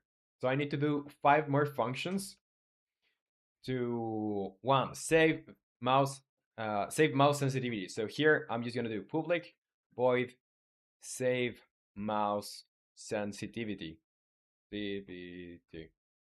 Sensitivity, like that. And what are we gonna need for that? We just need to get a float, so a value that is a decimal value. And here it's gonna be value. So what we want to do with that value is, well, we're gonna make the value be whatever that value is, but I want to cap that value. It should be from 0 to 10. So let's do clamp, and I want to do value. I'm going to clamp it from 0 to 10, so it can go lower than 0, and it can go more than 10. Yeah, that should be it. Now, I need to grab the settings. So I can get the settings by doing, well, by basically just calling this function over here that I just created. So I'm going to store settings save is going to be, well, settings save or loaded settings is going to be equal to load settings.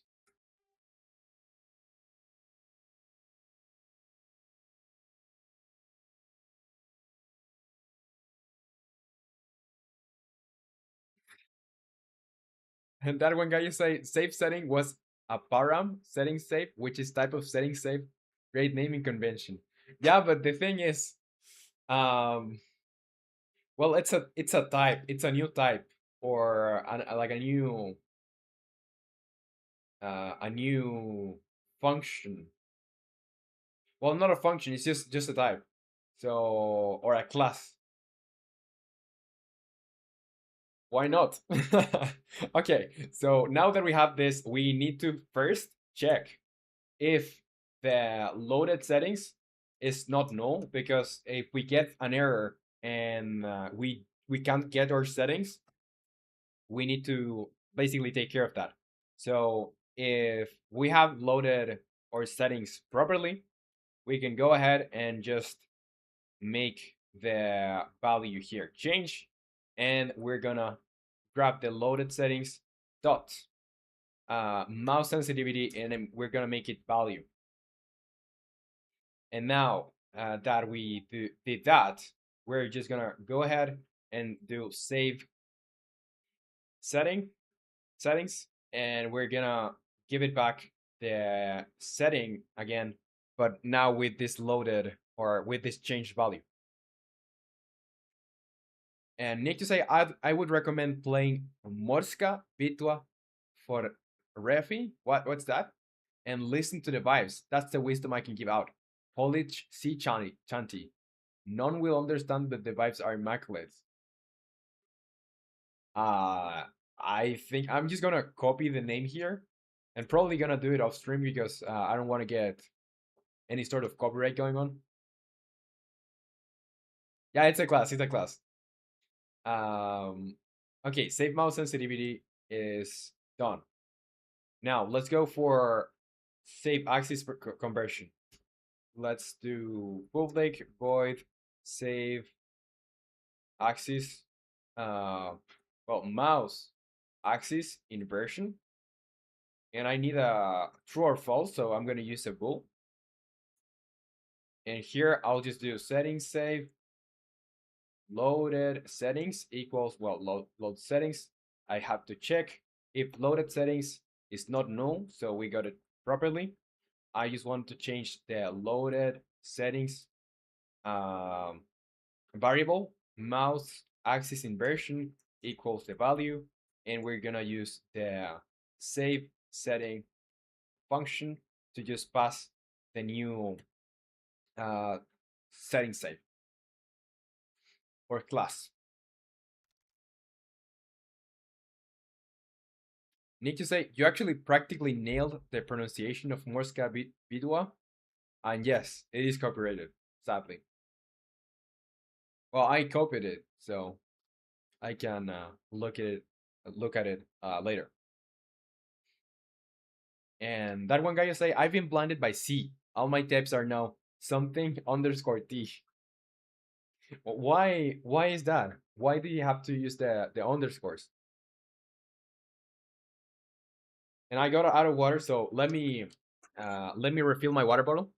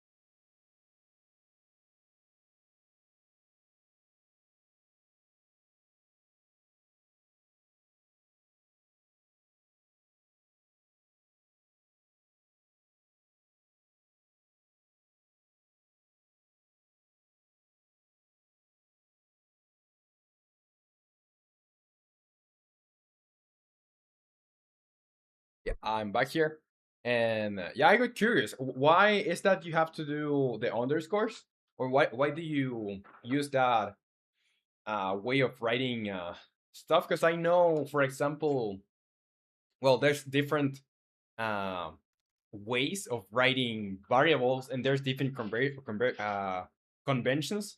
I generally just use camel casing, or I think that's how it's called when you write the first word, or yeah, the first word of the variable all in lowercase, and then the rest you just capitalize the first letters.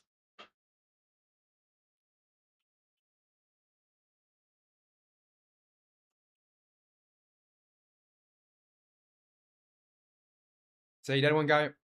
You don't have to use underscore t, but for type definition structs, there is the struct name, then the type, which people mainly use struct name underscore t. Okay, these are for custom types. Okay, okay, I get it. So it's not your regular variable. Okay, now let's see. Let's continue with this. I think we're done with the mouse axis conversion. It's a pretty simple one. Now, save resolution is gonna be yeah, save resolution. Let's do public void save resolution here, and we are gonna need a couple of things. We're gonna need float. Well, not a float. It's gonna be an int uh width, int height, and frame rate, because we are not gonna have a separate for frame rate.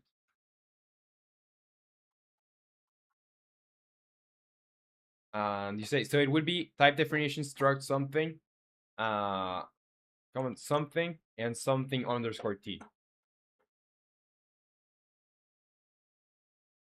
Something is the struct name. Okay, okay, I see. I see. You get it, huh? But yeah, C is the shenanigans.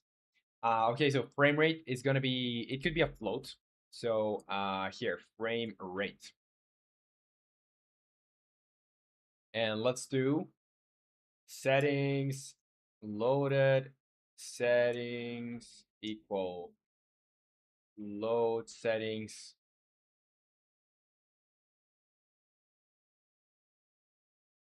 Oh, yeah, this is setting save. That's my type. And if I did get them correctly, so loaded settings is not null, then I can go in here and say loaded settings dot resolution dot x equals width, and loaded settings dot resolution dot y equals height, loaded settings dot frame rate equals frame rate, and the last thing is save settings dot yeah, save settings, and I just passed the new settings save type.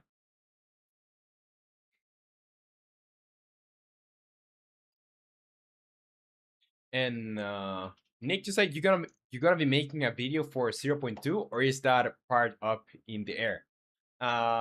That is something that I want to do. Yeah, I'm gonna do it. I'm gonna do it. I think probably the only times I'm gonna make videos is when I have like a lot of things to show. So from one main version to another, I think we have enough to make a decent video out of it. Because it's easier. It's not only easier, but I think you can make more interesting videos when you have more things to show, and you don't have to like rely on trying to explain what you did exactly. You just throw everything that's interesting, and you can cut a lot. Okay, a save resolution. Now full screen mode. Like you said, yeah, if you hype up the boss throughout the video, that by itself will be cool. That's a good idea. Hyping up the boss in the video. Like what do you what the stuttering. What do we have to show for this new video? Because the main thing that we have introduced now, like the settings menu, who gives a F about the settings menu, but the flying enemies are pretty cool, I think. What else? I want to have another spell. That should be cool. Also, the boss is gonna be cool. Um, Sound effects is, well, I don't know if people in the video are gonna care that much because it's not like experiencing the game. But we have some things to show.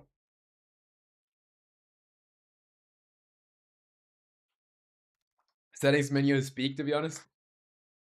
Yeah, it's not as exciting as the other stuff, as the rest. Maybe it is exciting for people that have played it. I don't know. Public void, and this is for full screen mode. So this is gonna be save full screen mode.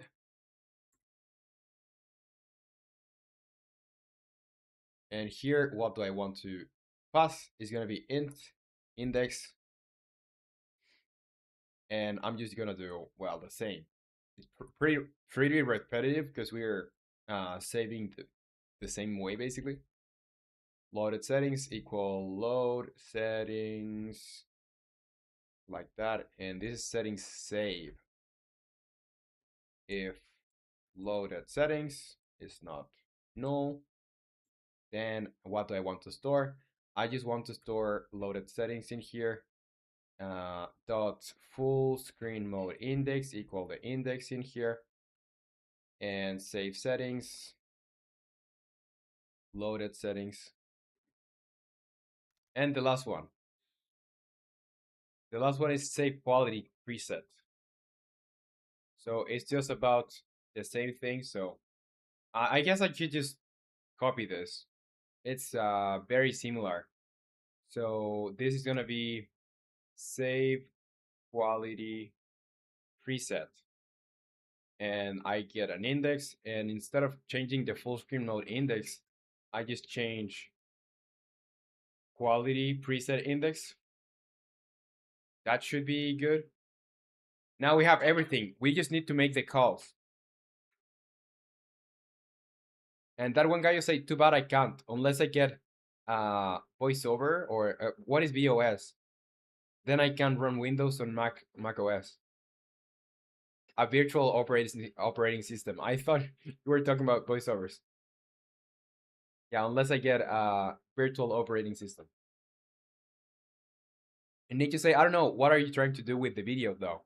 You usually like fly between trying to explain what you did and just speed running the features you've added. I sentence you to be more you to more Carlson devlog. Danny did it right. Uh,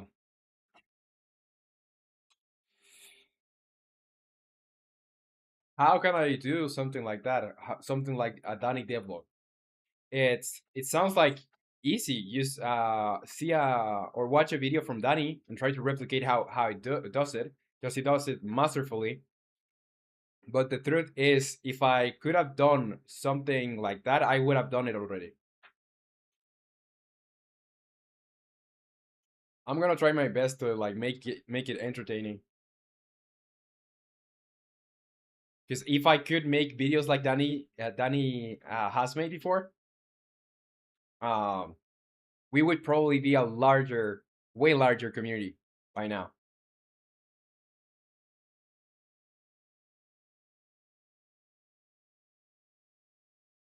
But I guess they mean the same thing.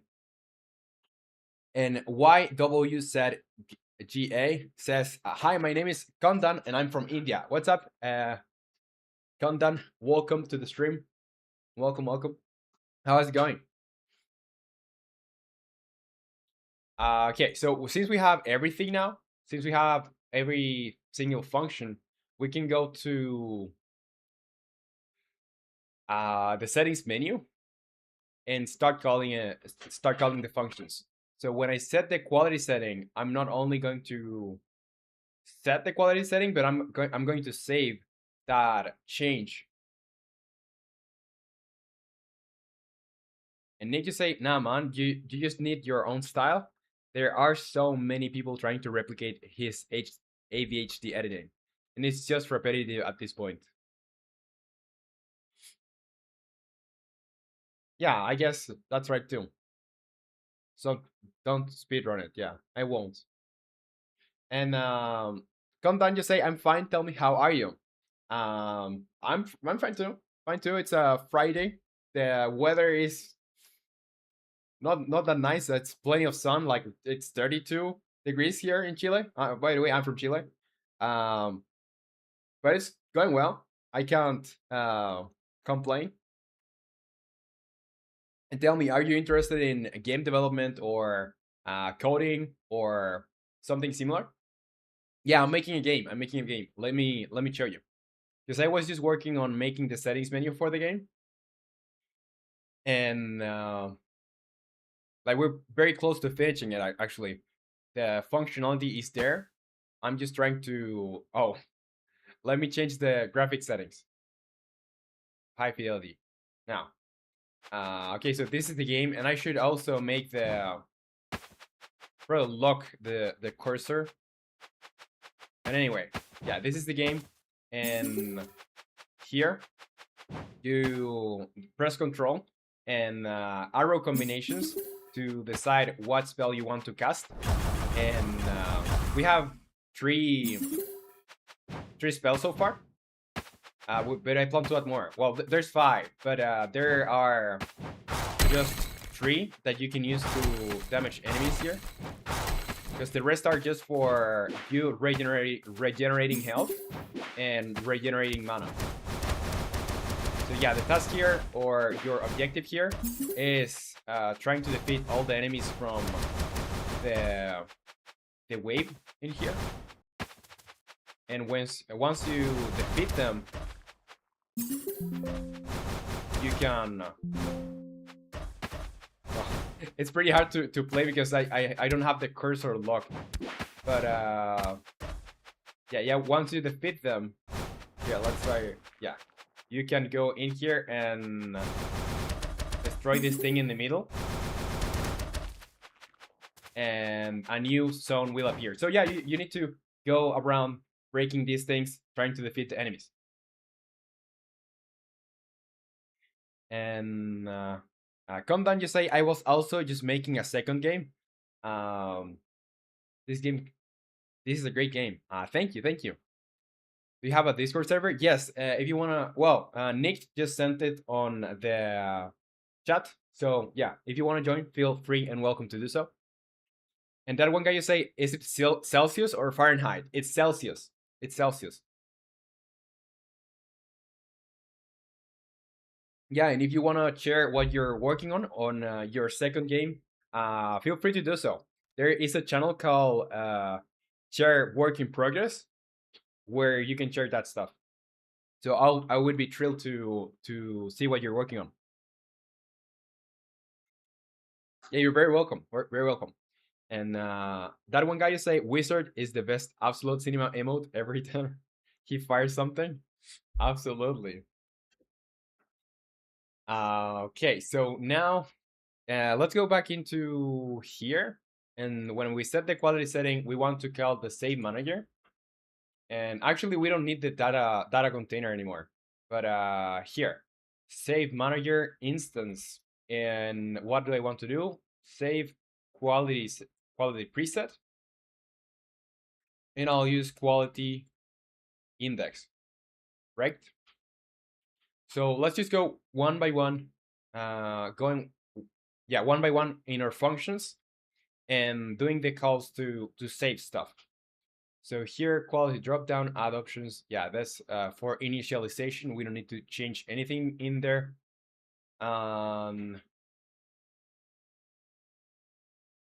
In here, when we set the resolution, we're gonna get a resolution. We need to do save manager.instance dot save resolution, and here I want to pass resolution dot width, resolution dot height, and resolution dot frame rate or refresh rate ratio, and that is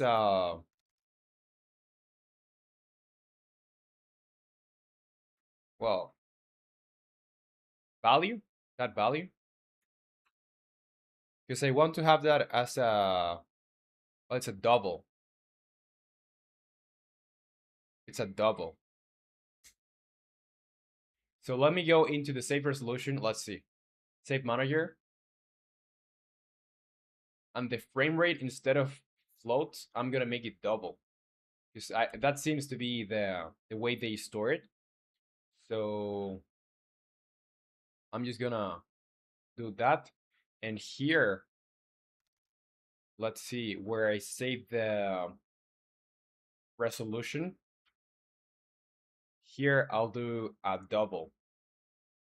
Like that.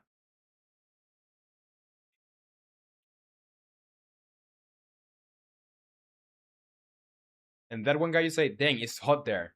About 100 degrees in Fahrenheit. Yeah, it is. Well, it's full blown summer. So I guess it makes sense. And Condan, you say, I also make 2D games. Pistol Duel 2, 2.0.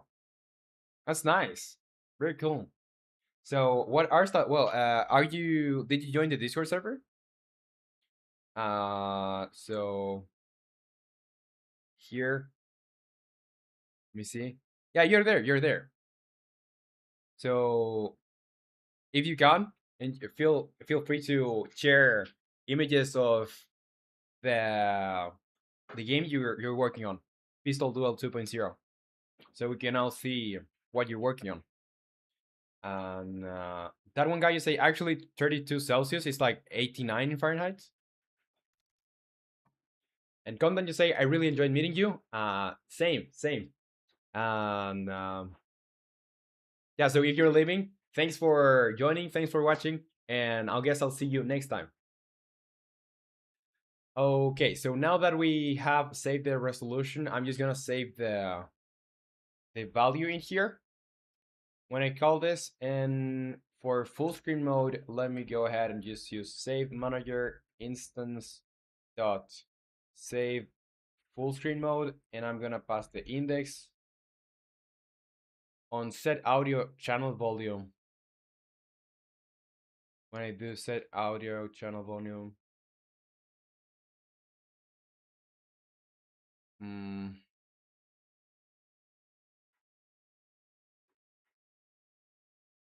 yeah, I do all of this, and then I save manager dot instance dot save volume, and I pass the value and the affected channel. So the channel is gonna be, well, it's gonna depend on what I'm changing really. So here I'll do it depending on what I'm calling. So save manager dot instance. And Kundan, you say, if I ask for help on your Discord server, I will get it for my game. Um, uh, I guess that's a question. Um, could be, could be. It's not like they're like everyone is gonna be like always active there. But if we can, we will for sure help. Yeah, we can probably help. We can probably help. We're not going to be like always there, but for sure. Okay, save manager instance dot save save volume, and I want to save the value. And well, I could do,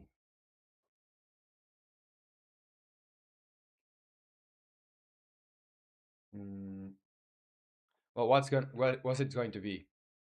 mm, Channel name, because I could have the same names over there in the save manager. I could have the same names and it would make my life a lot easier. So here, master volume. Here, master volume. Sound effects volume. Like that. And music volume.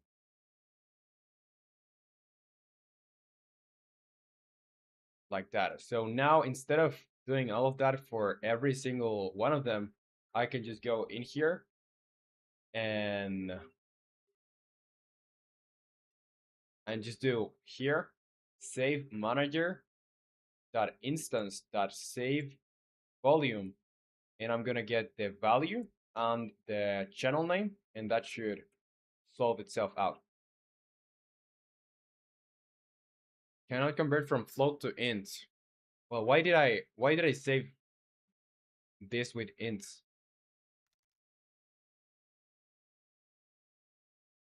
And that one guy I say I'm mostly active because I never sleep.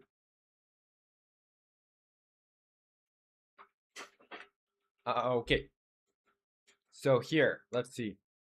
I need to change on the save manager the type of this because the volumes are not going to be integers.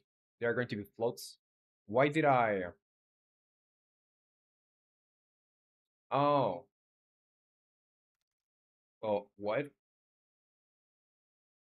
Integer volume. Oh, it's because of the function takes an integer.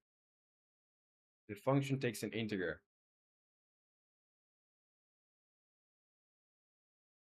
So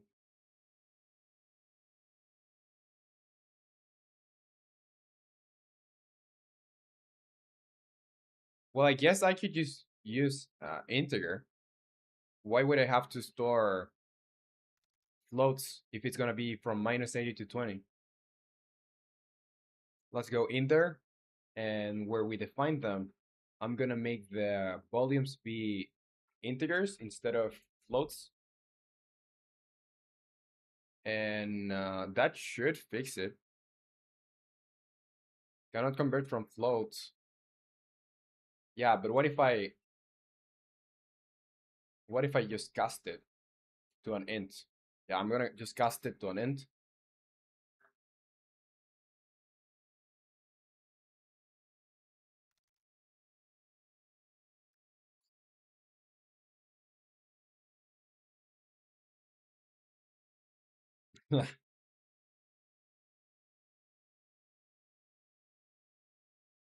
Okay, so now we have the thing for the volumes. Let's just see in here the chromatic aberration. So here, save manager that instance that save chromatic, or this is gonna be like save post processing value, or how is it? How is this called?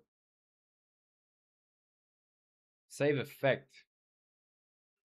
Uh, I was gonna abbreviate to save PP effect, but yeah, I'm just gonna do the full thing. Save post processing effect. It doesn't sound that good. So save post processing effect here. Save post processing effect. And I need to specify the bool or the value here, value, and the affected thing. So it's gonna be chromatic aberration. Like that. Okay, so I'm just gonna copy and paste the same thing for everything here, but I'm gonna replace what it changes. So this is gonna be motion blur. This is gonna be for bloom. Bloom, and we could have used player prefs to start this, but it's better if we have this set up for when we need other stuff. Vignette. Now we just only need to do save manager instance Mouse sensitivity, save mouse sensitivity. And in here, we just pass the value. And I guess that's all. And in here, we just do save manager instance, save mouse axis inversion, and we do value. Okay, so everything now should be saved. And that one guy you say hot take. Text emotes are better than emojis. I mean, like, yeah, or text emotes are so peak. I agree actually. And Kundan, you say I don't have a keyboard right now. Well, that's okay.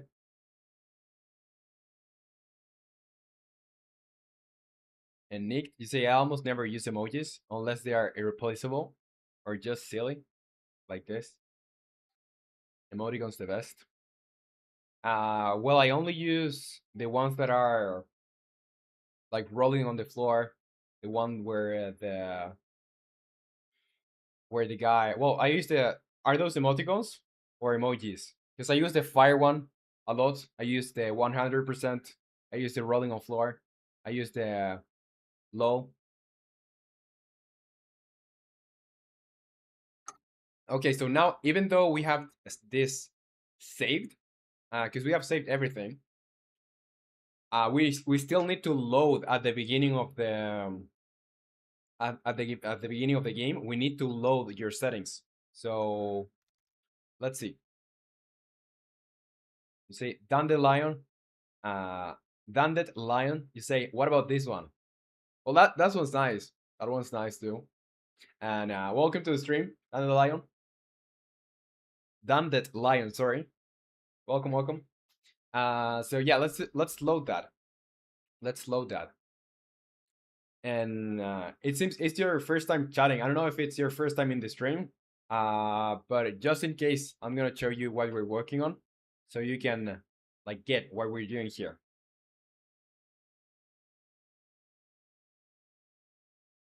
So yeah, if I press play, well, let me actually go here on UI first. On let me open the UI manager, because I commented a line that it's making it very hard to play this line. Okay, now I'm just going to go in here and press play. And we can't change the graphics really. Oh, the graphics are set to the lowest ever.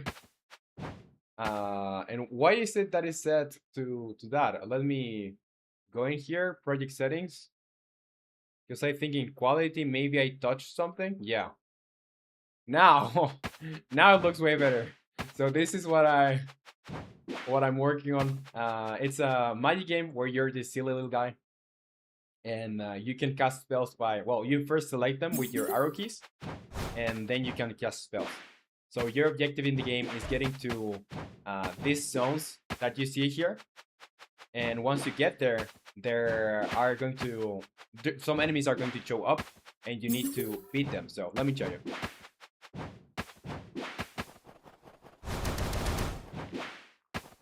You know, there are currently 2 enemies, and they have 3 variations each, so there are like 6 really. There is just like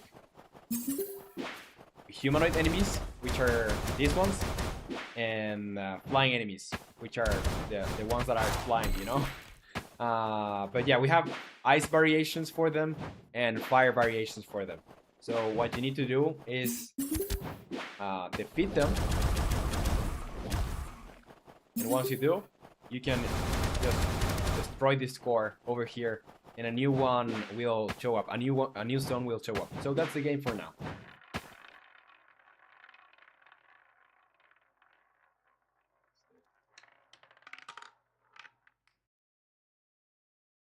And no, it's not a roguelike. Not a roguelike. There is what you saw is what there is for now. I plan to make it like more open, have a better or have a larger map later. Have a lot more spells, have like leveling system so you can upgrade your character. Maybe have some cosmetics so you can change the clothes of your wizard. But those are for the future. I also plan to have bosses, have enemies, have more enemies. But yeah, it's not a roguelike.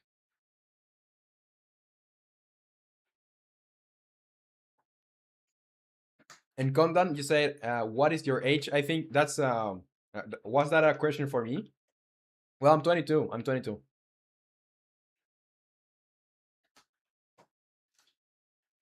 Say, Nick, a YouTube one, ew, unless it's on shorts. I don't know if it fits here. Here, I don't know. I don't mind the YouTube ones. I think they are they're okay.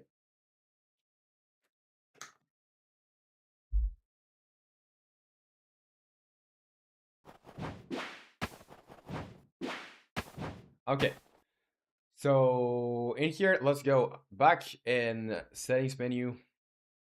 Well, let's actually go into the project settings and let's put high fidelity. So we don't need to go back and do that.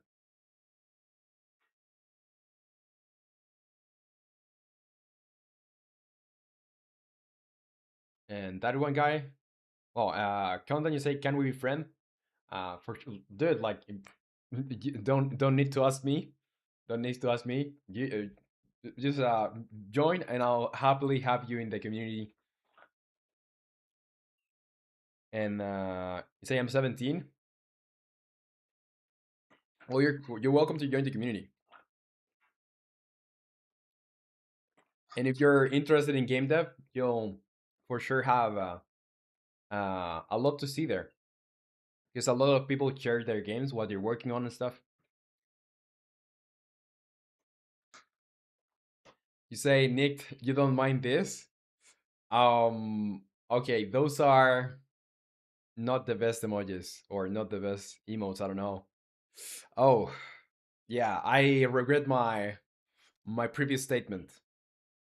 But the one that Dandelion just sent a little ago wasn't bad, actually.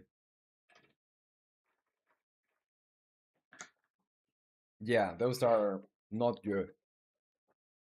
Those like the WhatsApp one. I don't know if you have WhatsApp or not, but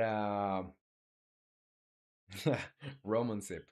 But the ones that are in WhatsApp, like the the the coffee cups, are awful. Yeah, that cut is okay. Okay, let's see. I need to load the settings that you have. So I'm gonna go into the start, not in here, but in the settings menu. And oh, first of all, since we're working on the on menus, I'm going to have the cursor free so we can change them. Now, here I'm gonna call a function for loading settings. So here, where can I put this? Probably here, private void load settings. Load settings. And I'm just gonna call it here at the end of start. And what do I want to do in here? I basically want to for every single thing we can store, I'm gonna check the value and make sure that like I load it.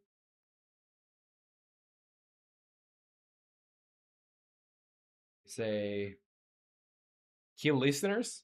Isn't that outdated? No, kill listeners is on Unity when you do. For example, I have any type of UI element. You can grab that UI element, and if it's a button, you say on click. So that's the event. And if it's a drop down or a slider or whatever, you say on value changed, and you're going to add a listener. So whenever you're listening to that event, you know? So when that event happens, you can do something with that, you know? It's not outdated at all. And Kondan, you say, I'm sorry, I can't hear you. I don't have a speaker. Um, oh, how can you know what I'm saying then? Um, okay. And don't lie, you say, bro, don't have a speaker. Okay, so let load settings. Let's see. Starting from the beginning. We have video, audio, graphics, and key mapping. So let's do that. Let's define that. So here, video. I'm just gonna do the categories first, so we can start writing in there. Audio. We have graphics and key mapping, and I'm gonna highlight them for you so you can see what I'm writing. And Nepal is back. What's up, Nepal? Welcome back to the stream. How's it going? And Dandelion says he's telling the truth. And that one guy you say you should make the Roman thumbs up a thing. Yeah, Nick. No one would ever like on the romanleco YouTube channel. Chat. Yeah, yeah, that's true. Let's just assume that's true. Okay, yeah, let's start with the video. So with the video, we have let's see on the save manager actually, because we have a lot of settings. Yeah, here video. It's resolution, frame rate, and full screen mode index. So first of all, we need to grab the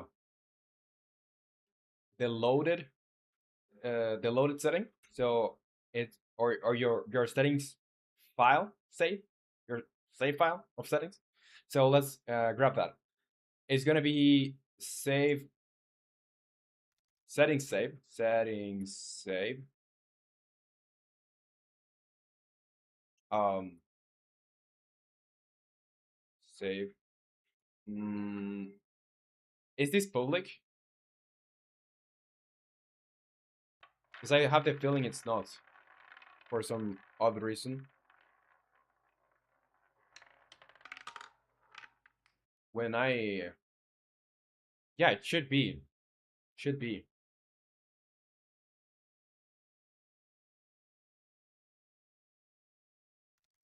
Nepo, you say, I don't know how to play roulette. Uh, well, you just did. You just have to do the exclamation mark bet. You put your bet and or your bet amount and whatever you want to bet for. Yeah, you bet and hope you get your money back. Yeah. Okay. So, oh, let me give you some stars so you can gamble with something. Let's see. Where is the stream avatars thingy?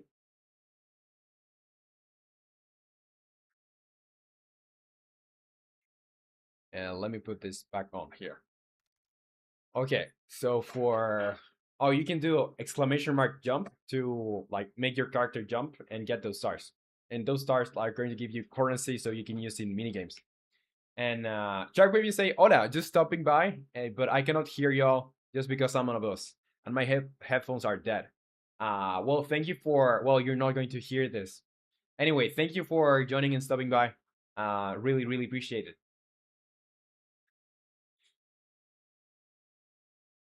Okay, so let's see. Mouse sensitivity and mouse axis inversion. Here. Yeah, first let's get the it's probably gonna be on save manager. Save manager dot settings save. That's it. And it's gonna be settings save. Save like that. And I just wanna get save manager dot instance dot load settings.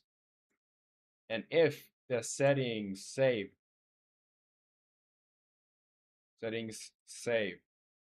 is not null, I'm gonna proceed with whatever.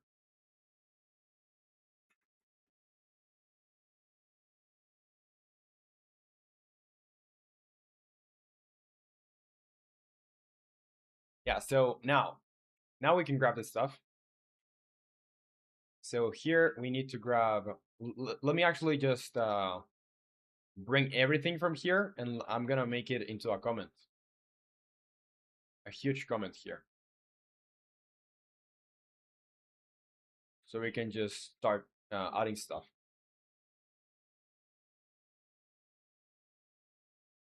Here, like that.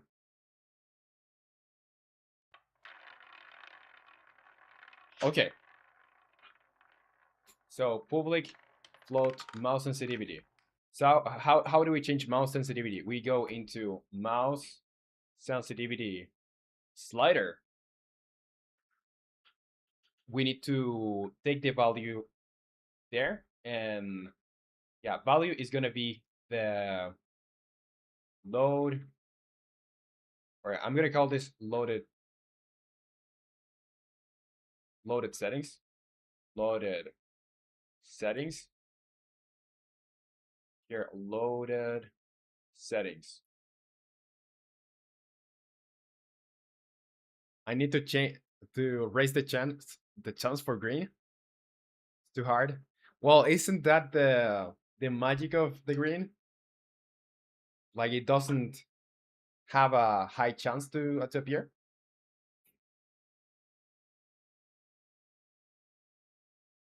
Double the fury when no one wins. Exactly. Okay, so I just want to get the loaded settings dot mouse sensitivity, and that's for the slider. But I also need to change the real value. So it's gonna be. How did I change this? Let's see.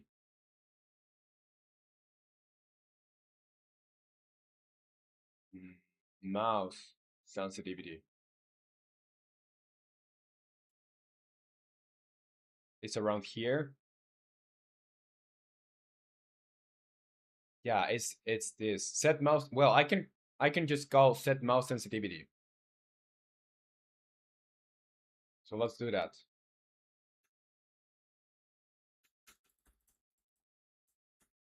Set mouse sensitivity. And I want to pass the value of loaded settings dot mouse sensitivity. And we're done with that. Now set mouse axis inversion, and I want to get the loaded settings dot mouse axis inversion.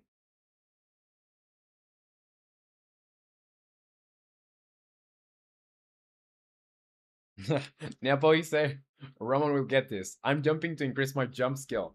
Yeah, exactly like in Valheim.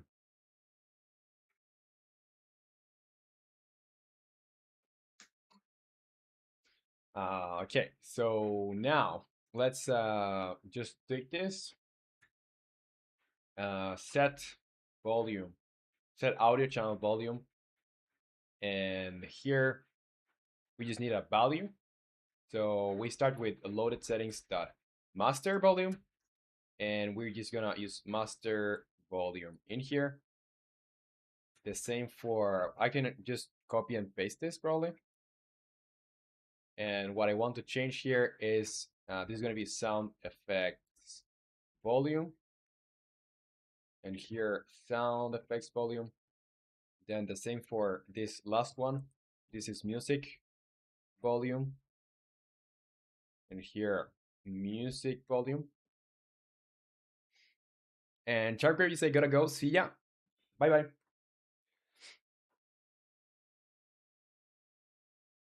See. Yeah. Nepo, I like using controller mice, virtual mice.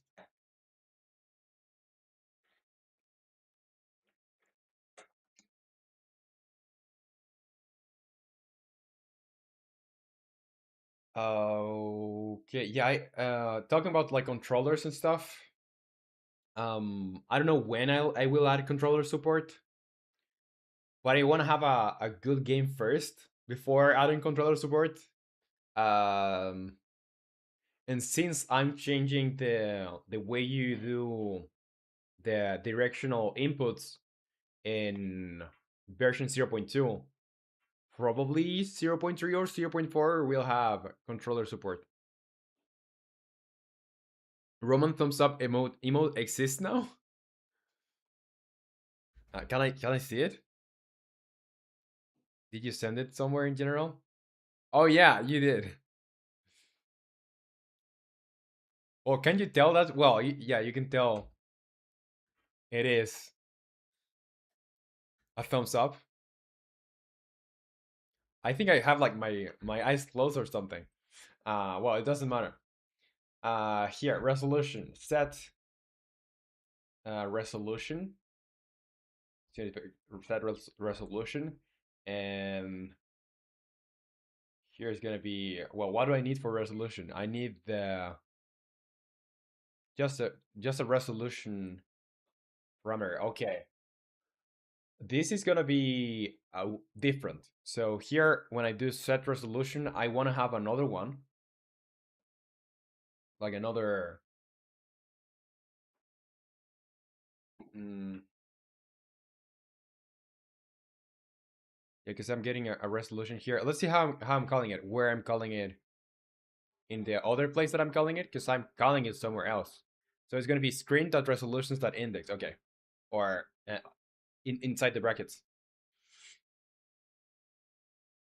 So it's gonna be screen.resolutions, and I get the index. So it's gonna be loaded settings dot resolution index.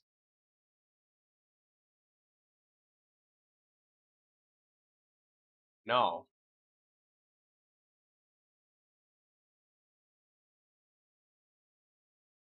Mm, yeah, I will need to store this differently then. And Kondan says, "See you tomorrow. Bye." Well, it was a pleasure to have you here, Kondan. See you. Well, not tomorrow because tomorrow I'm not streaming, but Monday if you are joining. See you then. Bye bye.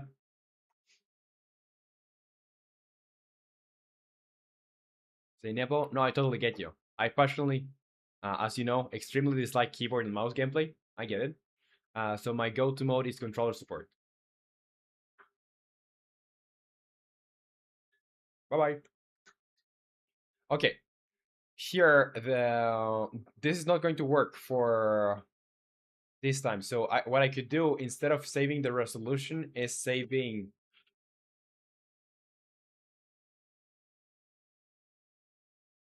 Well, you know what? I'm gonna do another set resolution thing or resolution function, so you can specify whatever you want. Public void set resolution, and you'll have here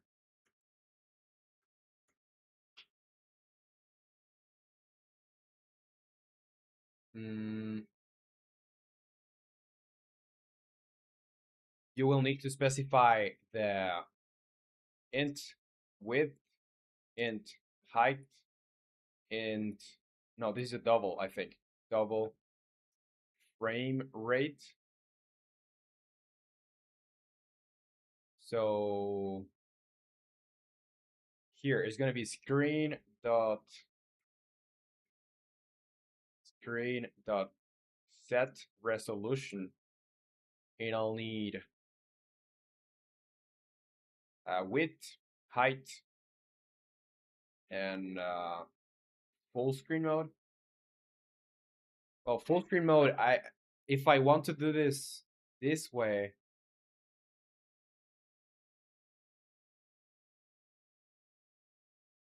I think I also need that. So yeah, let's do that. Let's do full screen mode. Full screen mode.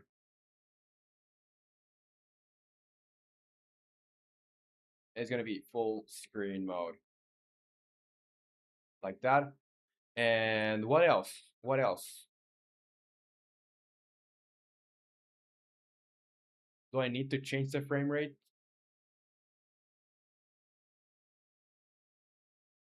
I don't think I need to. And why do I have changes in here? Oh yeah, resolution that x equals width resolution dot y equals height.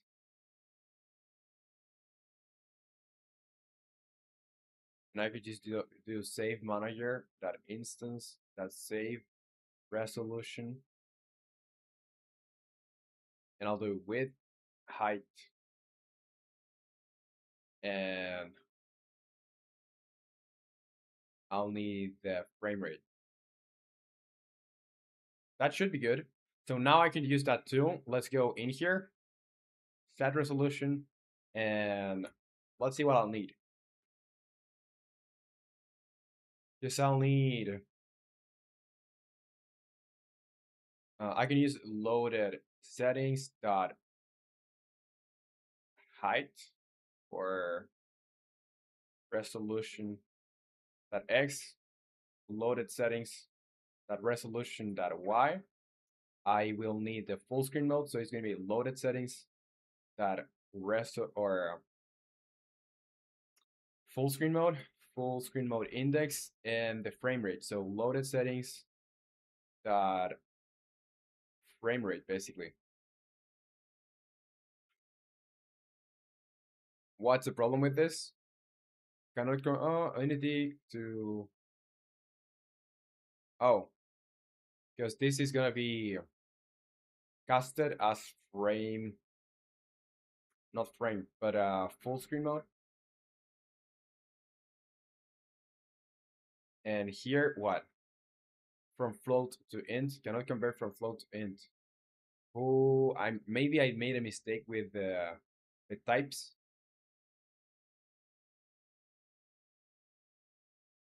I don't think I did. No, it's just int.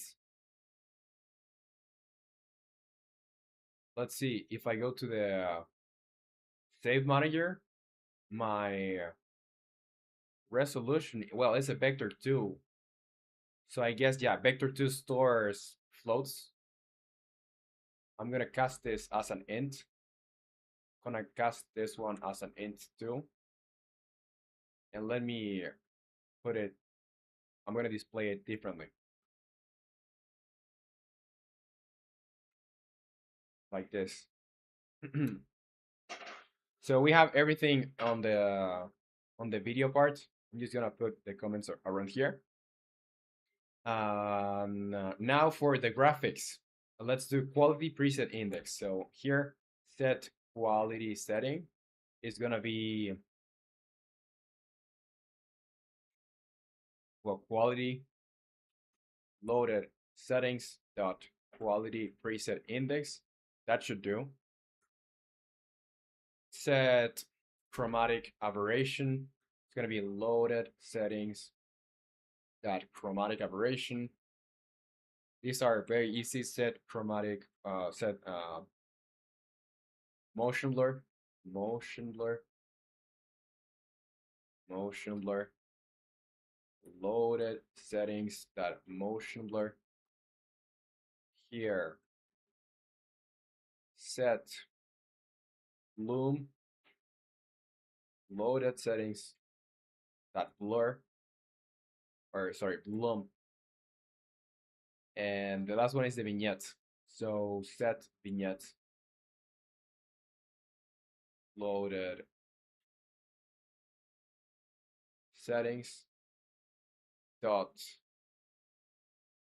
Shouldn't I have something in here that allows me to like just say set post processing, and I'll do bloom vignette or whatever? Because it seems a little bit silly to have multiple functions doing basically the same thing for different variables. Tali's here, says, hey, what's up, Tali? Welcome to the stream. How is it going? I saw you shared a little bit of progress on what you were working on yesterday with the VR game. How is that going?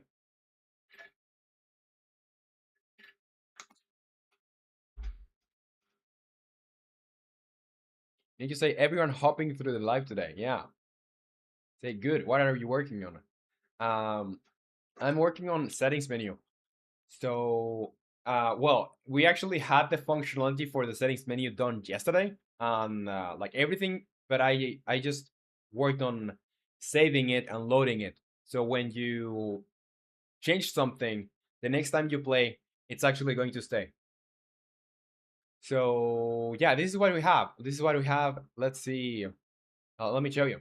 Oh, also, I added a very silly detail that Miho suggested yesterday, and it's when you go to the graphics, you see this image here, that absolute cinema image.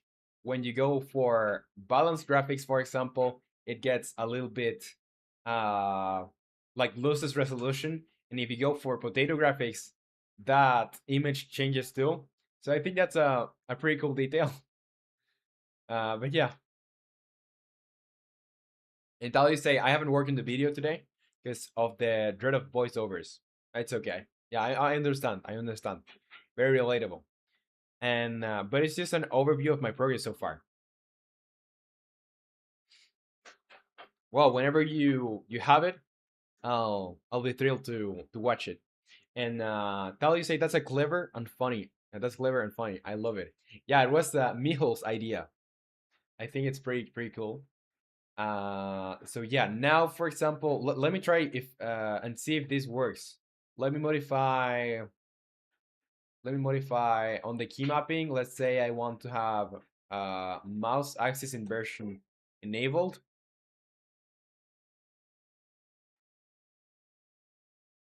Let's see if it. Yeah, it works. Even though, yeah, it's not marked here because that's the other step I need to do. Like actually make it work on the it needs to be displayed when the toggle is on, so the player can know, you know. And tell you say so. It's been settings today. Yeah, more settings. I think we have been doing settings for the last 3 days. I thought it would be so quick, but settings do take a lot of time. It's very easy to say or to think that making a settings menu takes so little time. And well, if I were to like work 12 hours a day, I could have the settings menu just working right away. But yeah, like 4 hours and 4 hours and 4 hours. That's what it took to actually have it. But it's still not finished, by the way. Still not finished because I still need to make. Well, it's saving and it's working. But what I need to do is that when you load this, when you load the game again, the settings not only are correct, like what you had before, but also show up correctly in the elements on the UI elements. So yeah, let's do that. Let's do that. Let's see here. Mouse sensitivity. Let me update. I'm gonna update the. Oh, yeah, because I thought this would automatically do this for me, and it doesn't. So when I do set traumatic aberration, yeah, I'm gonna do a change here. Instead of having everything like this, I'm gonna transform it into another function. So it's gonna be public void set post processing. Post processing. What are these called? Post processing components, post processing effects, set post processing effect. So what you will need to pass, it's always going to be a value, bool, and it's going to be always be true or false whenever whether you want to have it or not. And I'm going to do a switch in here, switch, because I will also ask you for name. So it's going to be effect name, and I'm going to filter here or do a switch with the effect name. And Tali say, I thought of the best idea for my game today. What when an enemy dies, it will spawn a rigid body that shoots up in the air. That's a good idea. I would like to see that, especially in VR. I think that would be pretty cool to see. Yeah, ragdolls are the best. It's a shame that we can't have ragdolls here because the way the characters are set up, uh, it's not the like it's a custom way of rigging it. It's not rigged. It's more of a custom setup. So we can't have rigid body. Yeah, in Oblivion. Well, in Oblivion, they do stuff like that. Let's see. I'm pretty sure they use ragdoll physics. Yeah, they do. They do. They look silly because of that. But it's actually very nice. Okay, so case here. This is chromatic aberration. Break. Case. What do we have? Motion blur. Motion blur. Break. Case. Bloom. Break. Case. Vignette. Break. So the only thing that we want to do is basically uh, we're gonna call the save manager here save manager that instance that save post processing effect with the value that I pass here and with the effect name.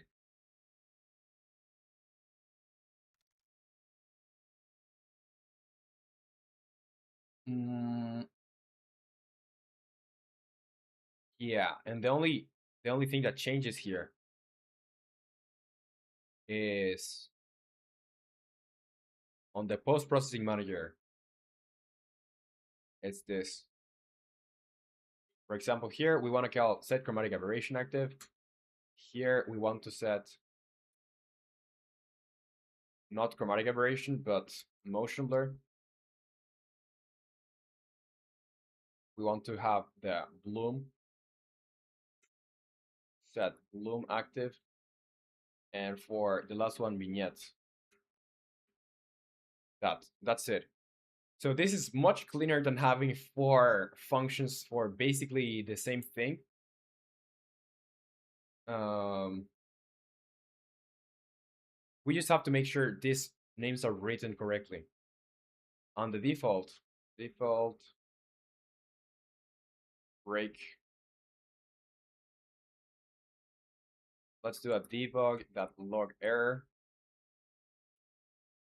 The effect name is invalid. And I'm gonna put an exclamation mark. You should know better. So here I'm just gonna delete this because all of these are basically just this. So it's way more simplified now. It's gonna throw errors, but we can fix them now.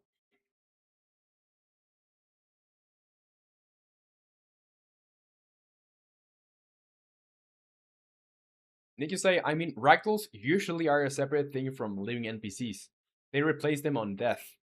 And say my favorite death effect is from Super Hot though. They just shatter like glass. Yeah, that's epic. That's epic. It's not as silly, but it's epic. And well, depending on the game, there are like NPCs. Like for example, in Grand Theft Autos, it's not that they're using like full ragdolls or the traditional ragdoll. I don't know if they use it, but they are the same NPC. So they just activate the ragdoll, but they can go to the normal behavior after.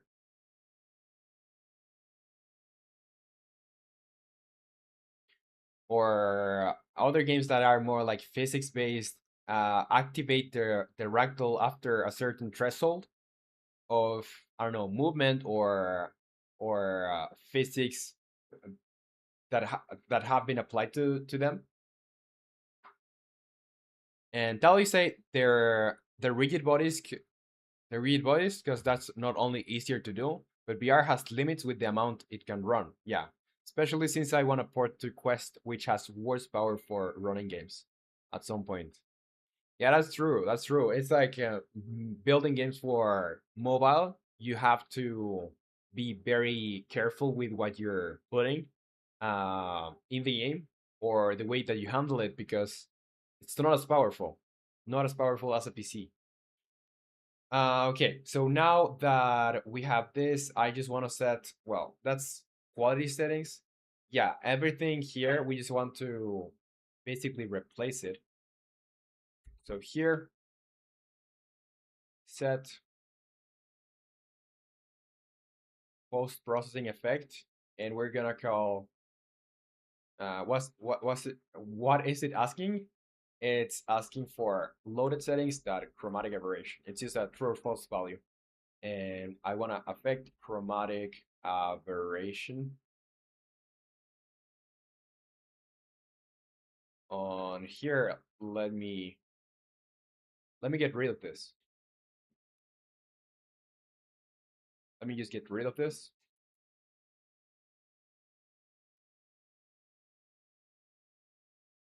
And yeah, set post-processing effect here. I want to get the loaded settings that this is going to be for motion blur. So I call motion blur here. Then for this one, set post processing effect, loaded settings that bloom, and I call bloom. And here set vignette, or no, set post processing effect, loaded settings, vignette, whatever that value is, vignette. Now, this is a lot cleaner, and we can go in. Oh, why is it throwing me errors? Oh, I know why. Because yeah, I called the other functions that I just deleted in here.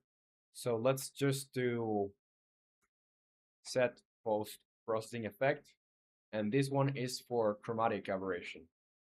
So it's going to be value and chromatic aberration. Aberration.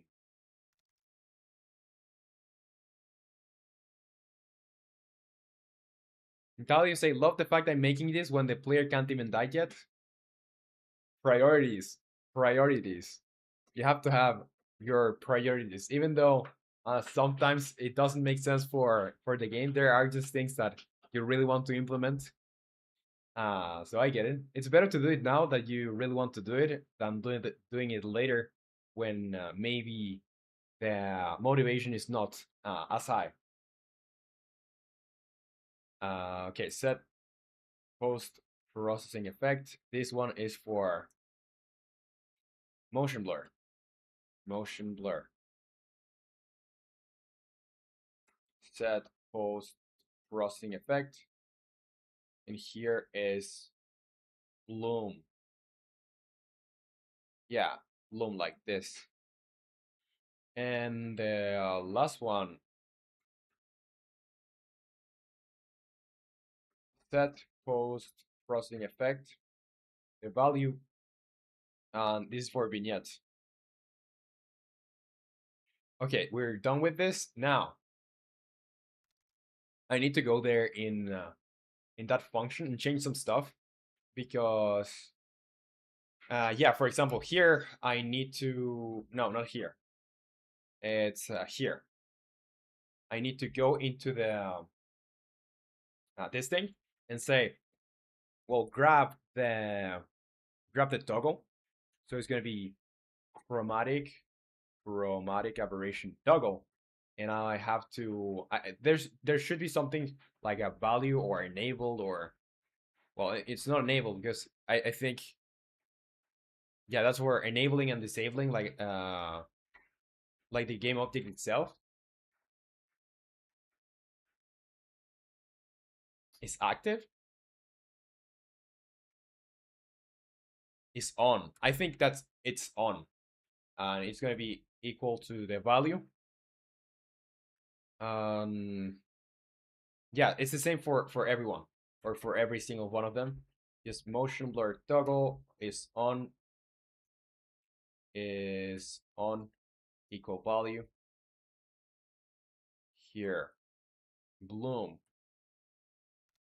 toggle is on equals value, and vignette is going to be vignette toggle is on equals the value.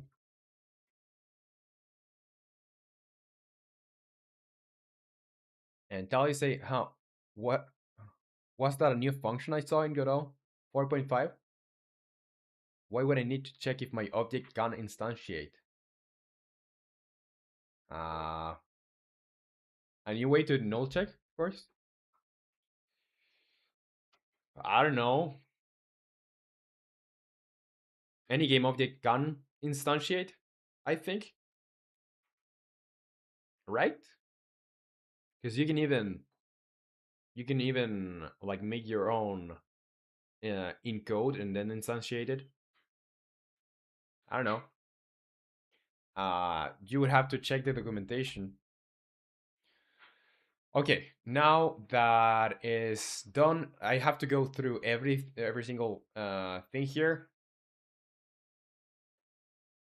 and I need to not only set the float here, but for this, mm,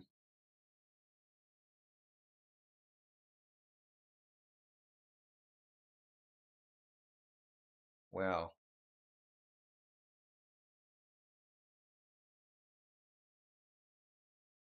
mm, mm, mm, mm, mm. Well, when I save this, save volume,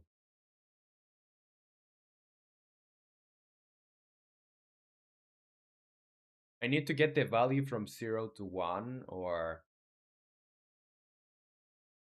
well, this one is going to be from -80 to 100, or sorry, from -80 to 20, right?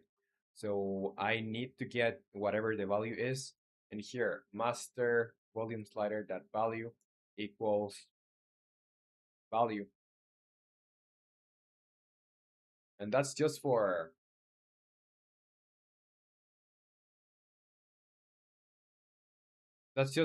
when you want to load this in. I'm gonna put it another thing here. Full is uh loading, or loading settings equals false. But the if loading settings equals true, I'm gonna do this. Master volume slider that value equals value. And the same thing for these ones. Loading settings, sound effects, volume slider at value equals value. And for this one too, so if loading settings, I'm gonna grab the music volume slider, that value is gonna be equal to value. I guess that's okay. And now you say, but how can I check if an object can instantiate when it's not instantiated?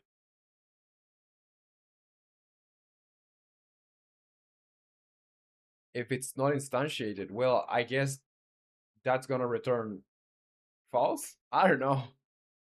It's probably is an inbuilt bool to make it so you can instantiate something. Uh, I'm not sure. I would have to go into the documentation and read what it says, because it could be anything. Could be anything.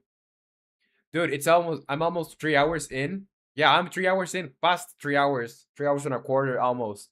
And I haven't even touched the pause menu.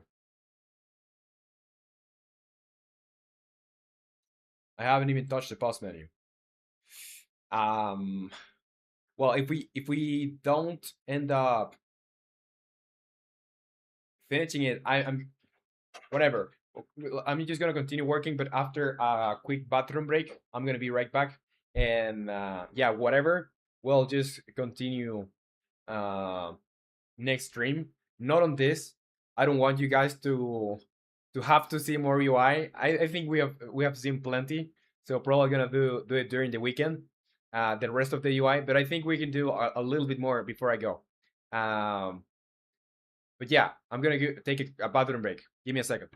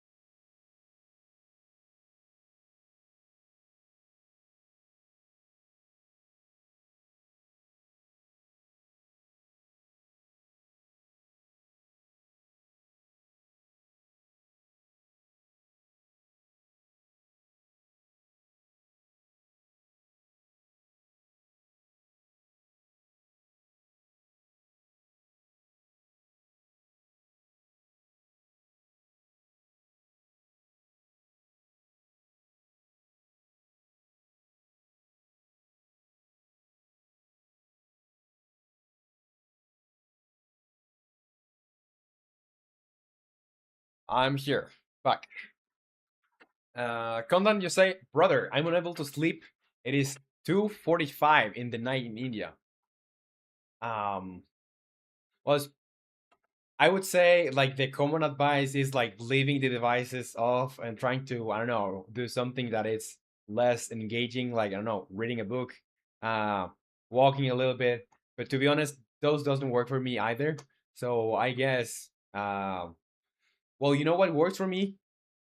Works. I used to have like ASMR videos for like cooking videos, and I just enjoyed seeing how people cooked stuff, and with those sounds, like I after a while you get bored, and you just get sleepy. You start like just hearing the thing instead of just watching and hearing, and then you fall asleep. That worked for me sometimes. I don't know if it could work for you. And Nick just say, or we could do a 10-hour marathon and then next stream be done with the version. Dude, no. No, because I'm tempted. I'm tempted. But the thing is, after 3 hours, mainly after 3 hours, my brain gets inefficient, let's call it. It gets very, very bad. So I prefer taking a little break and coming back to work. Back as I do work on I am tempted by doing a 10-hour marathon, to be honest. Dude, I could just stay here and coding and coding and coding. Like I really enjoy this. The thing is, my brain is not going to like it. My brain is the enemy here. Dude, if I could and I didn't like get uh any sort of consequences by going 10 hours, a full mental capacity, I would do it immediately. So now, let's see. Um, what I was doing, I was making sure that things got loaded correctly. So when I set the full screen mode, I need to make the label of, yeah, I need to put here probably Full is loading settings equal false. And content, you say, can I ask you something? Yeah, for sure. Go ahead. And tell you say it works perfectly. The ragdolls, share it on Discord so I can see. Okay, so here let's do if loading settings is true. I'm gonna do um I want to get the drop down, so full screen mode drop down dot uh there should be something like a label or something similar. And content, you say messy. I have been learning shark language for the last 2 months. And please tell me some such tutorial on YouTube through which I can further develop my shark language. So, like Spanish, because Messi is from Argentina. They speak Spanish there. So I guess shark language is Spanish. Um, well, what do you want to? Well, I would say the best way to learn a language, or at least the way it has worked for me, is doing everything you can with that's related to that language, like changing your phone settings to that other language. Also trying to speak a lot and hear a lot of Spanish, for example. Like not only trying to speak with people, but also watching YouTube videos that are in Spanish, watching shows, whatever you want to do, like try to do it in Spanish. That's my best advice for language learning. It is how it is what has worked for me. Okay, full screen mode drop down. Let me see if I can get like a label or something in here. Compare tag equals get components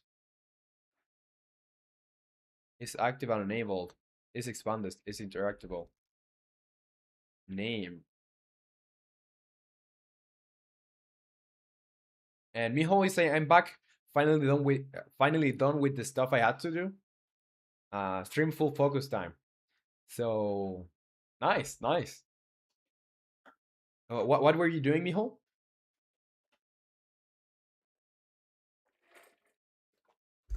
Now let's see.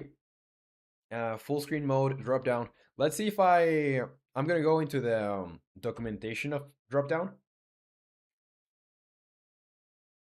Drop down Unity docs. Yeah, this one. This one.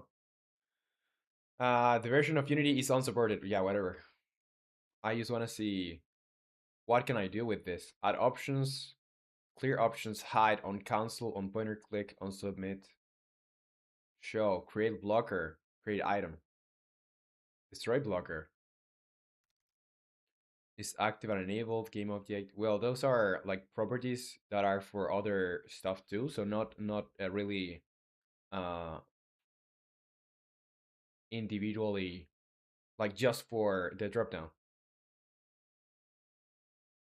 And Miho always say I was in a call and working on version control stuff. What have you done so far? So we have the saving done. The save manager script. I can show you. Now I'm working with JSON. Everything is working fine. I'm saving everything now that whenever you save, um, or whenever you change a setting, it is getting saved. And also when you play the game back, it is getting loaded.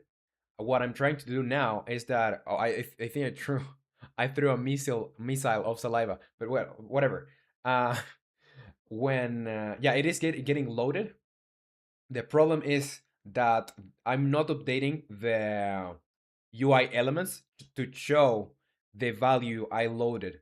So it is loaded, it just doesn't show up for the player, even though it is loaded, you know? So that's the last bit for the settings menu. Let's see. So yeah, this is the save manager, by the way. Pretty easy setup. Okay, settings menu again. Here, set full screen mode. Yeah, I was seeing or checking if there is something like current selection. Zero is the first option in the drop down, one is the second, and so on. Oh, okay, okay. Yeah, I think I can change the value here. So this is gonna be value equals um index, I guess. I think so. Yeah, I think that's right.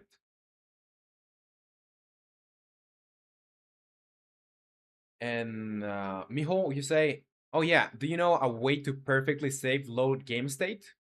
Um, well, I could just do it this way, right? Like with JSON storing the values or whatever. But do you have any other better way to do it? And Kunda or yeah, say Kunda, you say, can you make sure I can watch your videos in indie? I can't make sure you can watch them in indie because I have like an option after upload or you after upload you can turn on the captions to translate automatically to indie, but myself I don't think I can do anything about it other than adding specific titles, but I don't know if the titles are good, so I guess you'll have to wait for the upload and putting the captions on. Oh, you uploaded a video on Discord. Let me check. Share whip, I guess.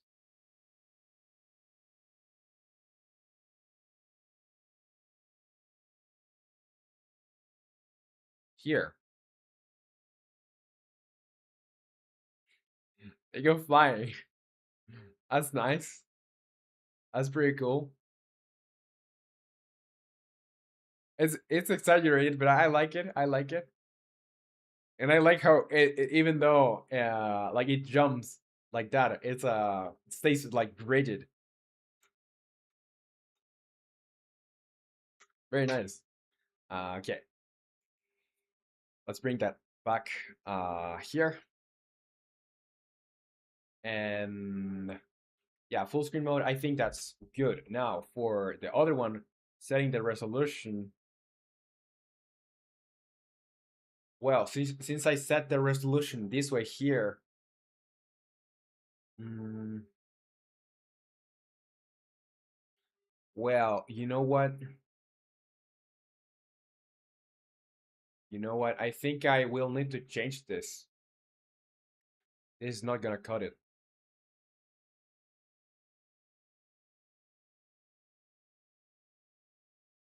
Because I could do one thing though. I could do I could do a 4 through all the settings and see if the values match. And then you say, can't I listen to you to your live in indie? You can do that, I think, after upload when not live, but after it goes live, after when it ends. Until you say no, what out of the 5,000 things I have to do should I do now? I don't know, whatever is first in your list, man. I don't think there's such system, not yet. At least not in YouTube. Or I think, um, do you know Quackity? Quackity was developing something like that. I think there maybe an app or something for doing that, but it's not part of YouTube. Okay, save manager, instant save resolution, frame rate. Mm,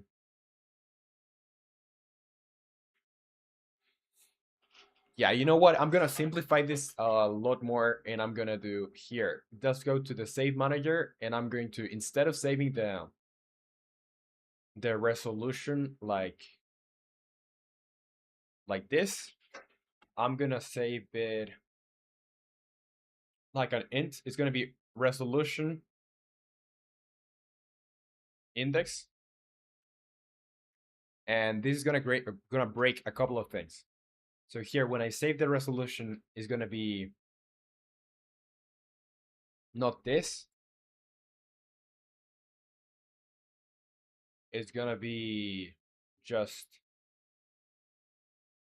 well, it's gonna be this int resolution option index.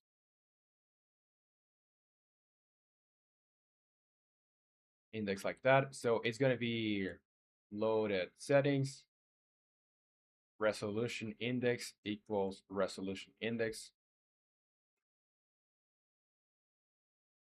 And in here,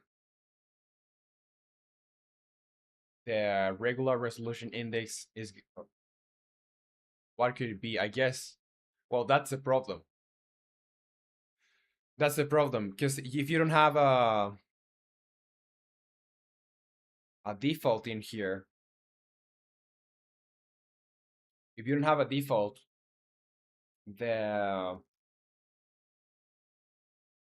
I don't know what it will be.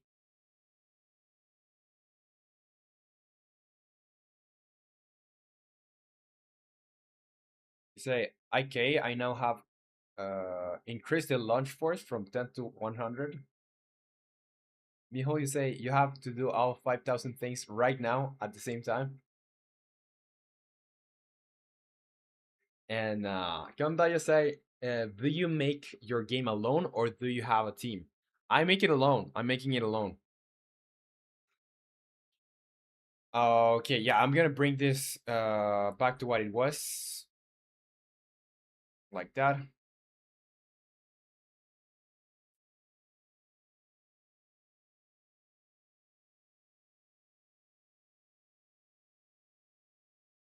Like that, yeah.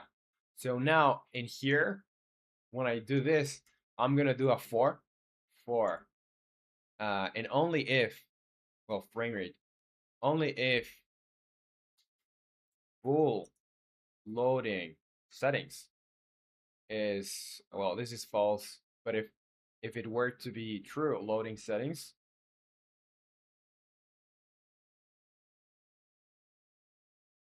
if loading settings, I'm gonna do a for, and which thing will I need to do a for in? I'll need to do a for with the drop down options. Yeah, I don't know if your message got duplicated or you sent it again, but I made my game alone. Okay, so here loading settings is gonna be int I equals 0. I is less than what? Than the drop down options. So it's gonna be resolution drop down dot options. How can I? Yeah, options that count I plus plus. So here for each option, I basically just want to get the resolution. So it's gonna be if I find it, I'm gonna break and put it there. So here, if the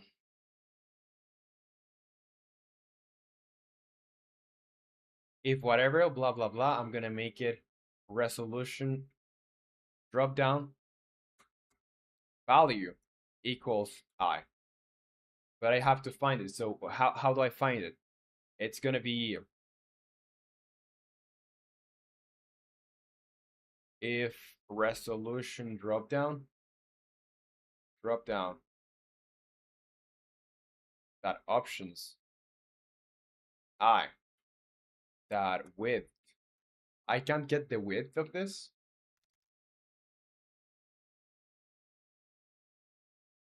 And Kondan, you say, have you ever made a game for Android? I have made a game for Android, but it was years and years ago.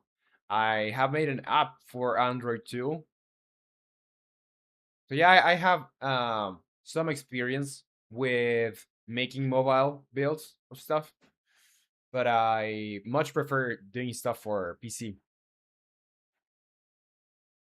How do you say I have not shared the rocket worm with the world of your Discord? And Mijo, you say, what are your thoughts on the semicolon? That's a question for. Then you say Flomodoro is the best MMORPG I've ever played. Yeah, sure. Uh, yeah, so the semicolon. I guess you're asking Tali, right? Or me? I love me some semicolons. Okay, so how do I get the values from here? It's gonna be probably a string dot text because I'll need to separate this then. Mm, yeah, I'll need to separate this. Say, I'm asking everyone. Yeah, I like them. I like them. I think it makes everything feel more complete and allows you to write code however you want. You can do a lot of things in one line, and as long as you put the semicolons where they go, it's gonna work. Uh, case resolution drop down that options.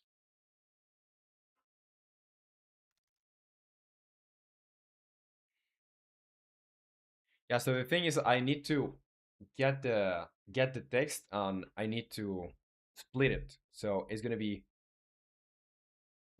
It's gonna be string, or yeah, this is a string array. So string array is gonna be resolution name.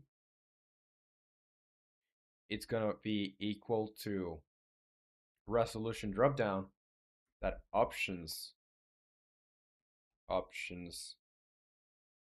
I dot text. And I have to split it, and here I forgot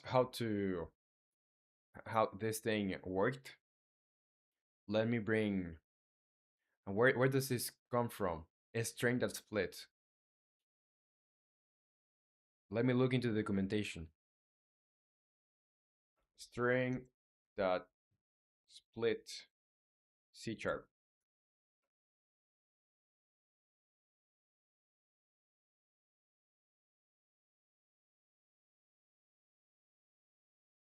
Unity docs? Maybe.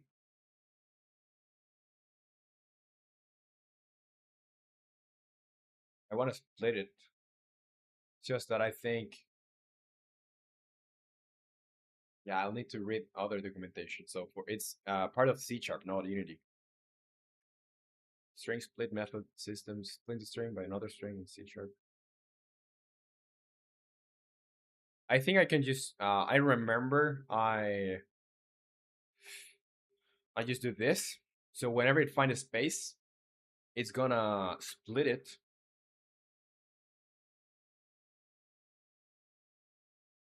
And Condan, you say I want to become a game developer like you. Uh, well, I'm glad you're interested in game development. Um, well, what I can recommend you is like trying some courses. If you want to go for the freeway, there's plenty of resources in YouTube, and I think especially in India, I think in India, like development is pretty popular too. So I think there should be some tutorials. When I've been looking for tutorials for myself, I've seen there's a lot of tutorials in indie.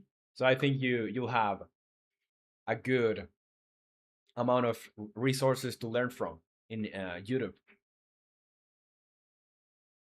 Okay, so here split, yeah. So the first thing that I'm gonna get is gonna be the frame rate. Then I'm gonna get the width, then an X, and then the height. So it's gonna be frame rate, width. So it's gonna be 1.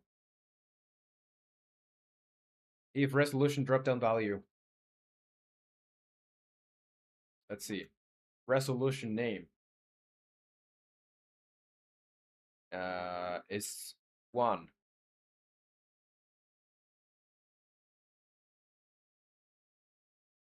If resolution name 1 equals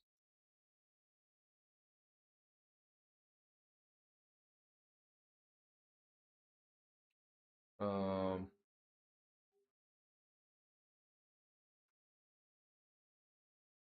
yeah, it equals width,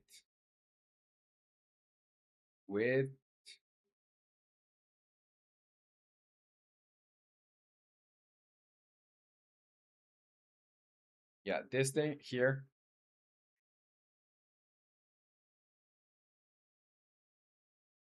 And why did I change this? This is not what I want to change. This is already good.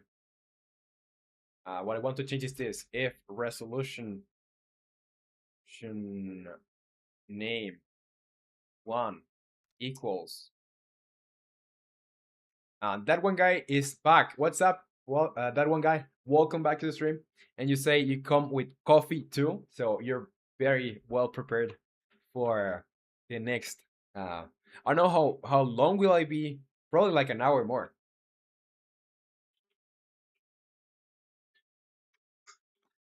And Condan, you say, please tell me the best tutorial from where C sharp to learn C sharp. Well, for English stuff, I would need to say I bought myself a Pepsi. Well, enjoy the Pepsi. I'm gonna send you a lot of names, content, so you can you search those on YouTube, and you will find a lot of resources to learn game dev. So it's Gone Monkey, uh, Rockies, Speed Tutor. Those are very good uh, channels here in YouTube where you can learn game development. Those are in English, by the way. There are some others that are in indie, but I don't know about them because I don't speak the language. So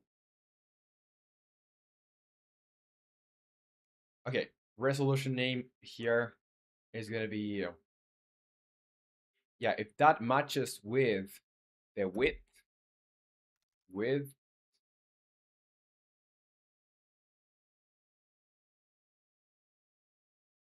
and that one guy, you say also what is your favorite part about game dev? For example, post processing is my favorite. Um, well, it's pretty hard to pick just one. I guess. Well, I like the prototyping, like the whole stage of or this uh the whole prototyping phase. I like that.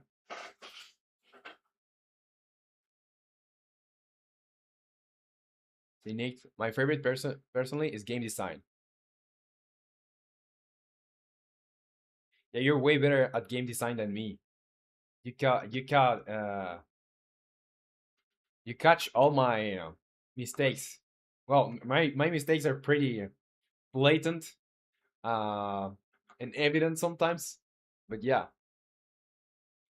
And you also come up with very good ways to solve the silly problems that I come up with in game design. So I'm gonna give you some points where points are due. So resolution name. This is gonna be the, let's see, is frame rate with x height. So it's gonna be 0, 1, 2, 3. 3 is equal to, and what is this thing? Operand string int. Oh, width to string. And it's gonna be height to string. And also the the frame rate should match. Frame rate.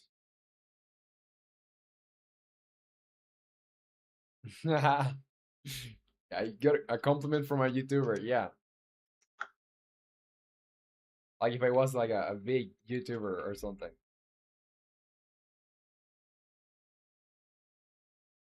And come down, you say, okay, bye, I'm leaving now. If mom sees me, she will scold me. Yeah, okay. Rest well. Whenever you get to sleep, rest well, and see you next time. Bye bye. um, that one guy you say game design is good. I'm bad at it personally. Yeah, same here. Okay, so here frame rate. How do I get the frame rate? Well, I have the frame rate here. So the first value should be that resolution, and I need to set probably split this in two. So this is gonna be mm, string resolution or frame rate. Sorry, frame rate. You see, about this time, my brain just gets fried. So here equals resolution name. Well, it's gonna be the first thing, and I'm gonna split it. And whenever I find a h, basically, it's set, and I want to get the first one. So that should probably be it.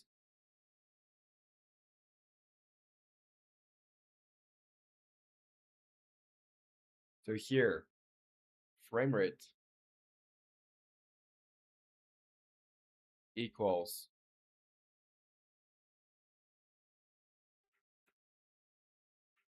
frame rate. Oh, frame rate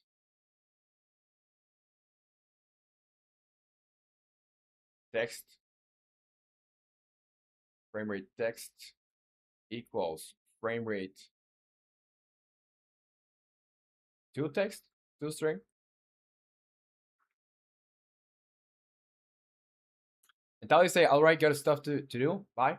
Bye, Tali. It was a pleasure to have you here and see you next time. And Miho will say, Darren, I'm the only here with water for hydrating and gambling. Well, yeah. Well, I don't have any more water now, but I had some water. Um. Okay, I think that should be it. I want to see if I find it. Debug.log found the resolution.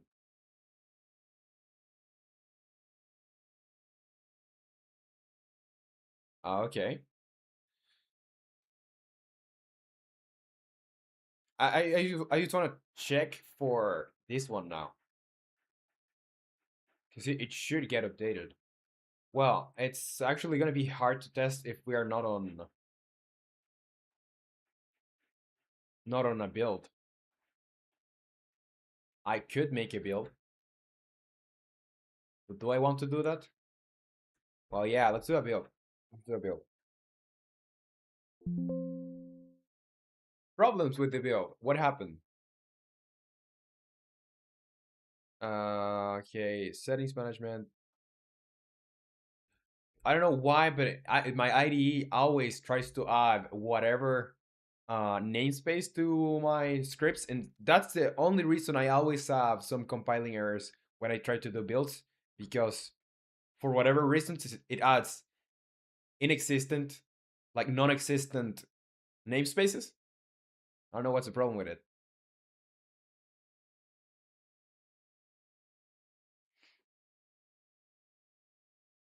And that one guy say, "What is your least favorite part of game dev?" Mine is game design or modeling. Oh, my least favorite. My least favorite part is I wouldn't even say debugging. I wouldn't even say that. Um, Probably. Well, it's a hard one.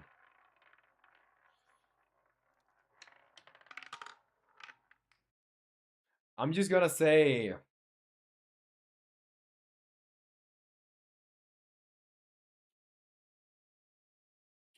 Making music, but I don't make music. I suck hard at making music. Probably yeah, anything related with making music because I suck and I don't do it often.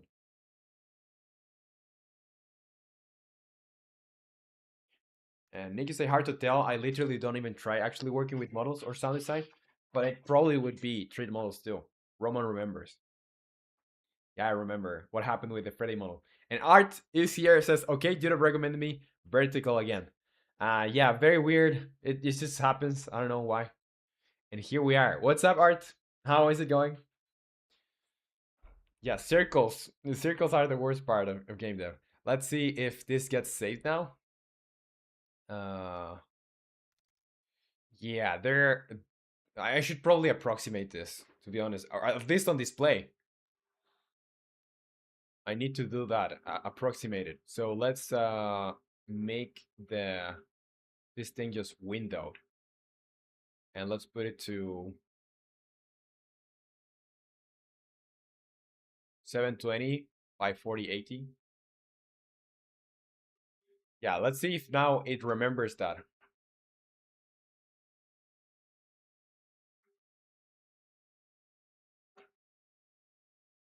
It's going. We made a proper build. Nice. Is everything working on that build? Or did you discover the things to fix? And that one guy you say 3D modeling is hard. You know that render I made took me 3.5 hours to do that. Rendering doesn't count. Yeah, it takes a lot of time, but you get better. You get better at making stuff quicker. Well, we what a sad thing.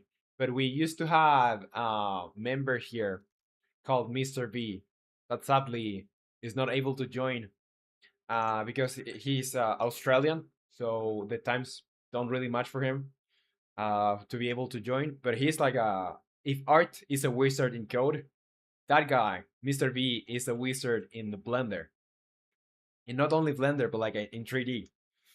Uh, so yeah, he made very cool stuff relatively quickly.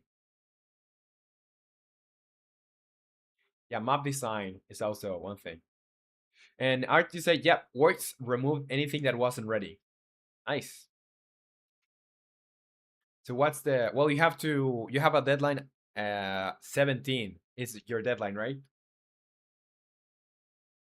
So how are things going with it? Let's see if I'm gonna make another build or just run this, and let's see if I keep the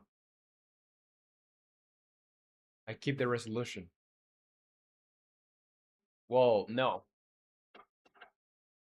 If I play this in here, no reference exception. What is the effect name is invalid? Okay, I probably didn't even call this correctly. Let's see.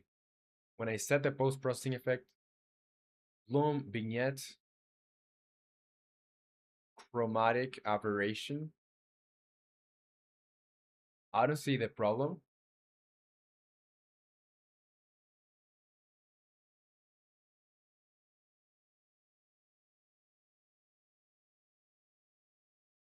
Chromatic aberration, motion blur, bloom, vignette.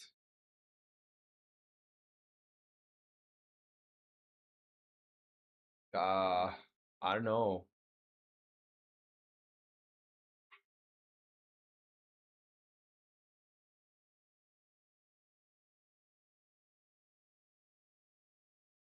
Maybe I wrote the things incorrectly here. Yeah, I wrote these things incorrectly in the function, not in the calls to the function. I wrote chromatic aberration.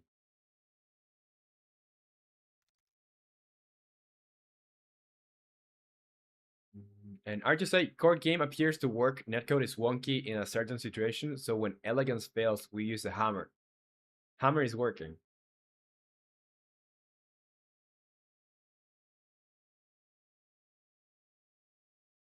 Oh, that's good to hear. And say use an enum undo to string. The problem I had is I just wrote the settings or the switch incorrectly. Okay, so will this save my settings now? Let's see. Let's press play. Okay, object not set. Not set. 27. Okay. Set chromatic aberration active. What? Why is there no reference exception?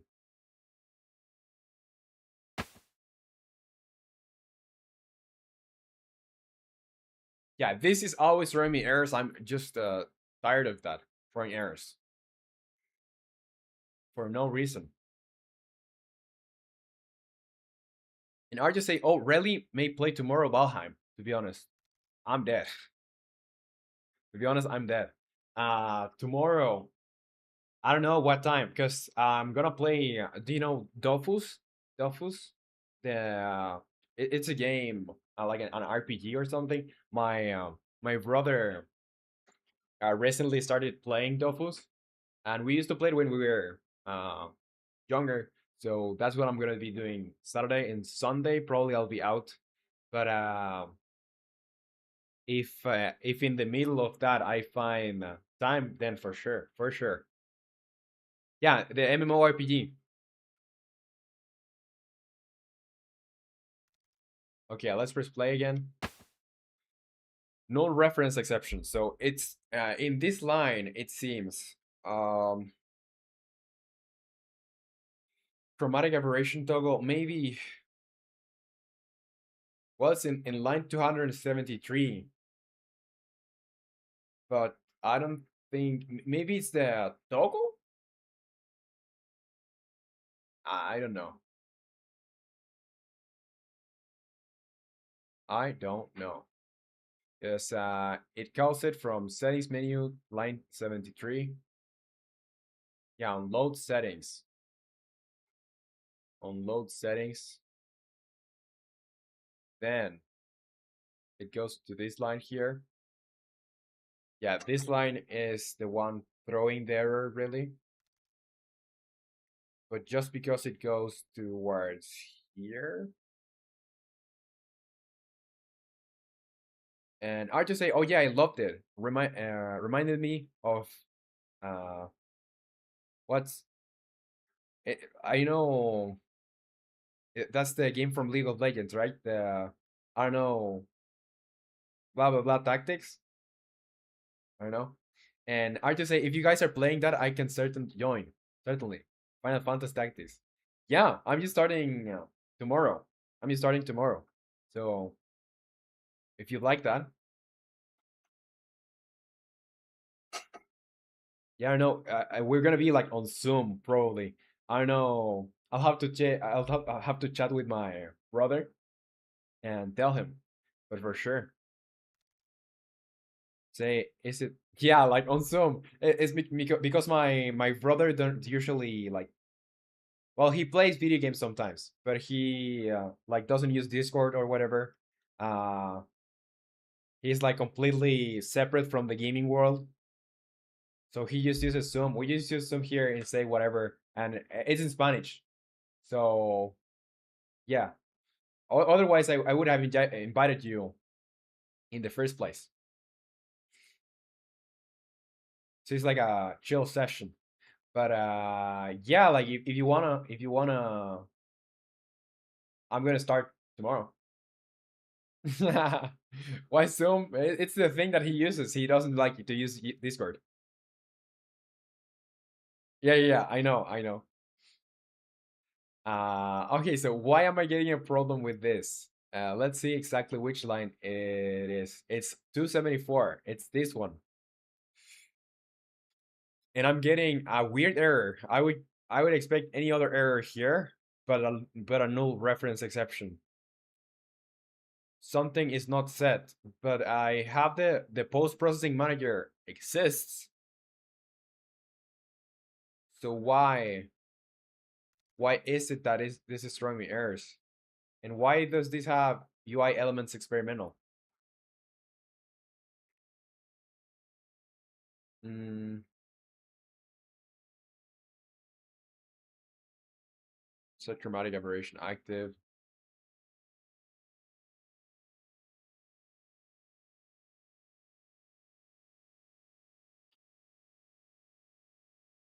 Let's see.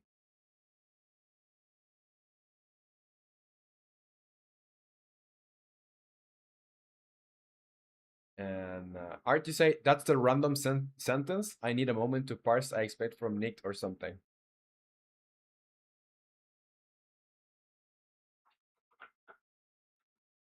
Yeah, I don't know, dude. I'm so confused. I'm so confused because why am I getting a no reference exception if it's just a call to singleton?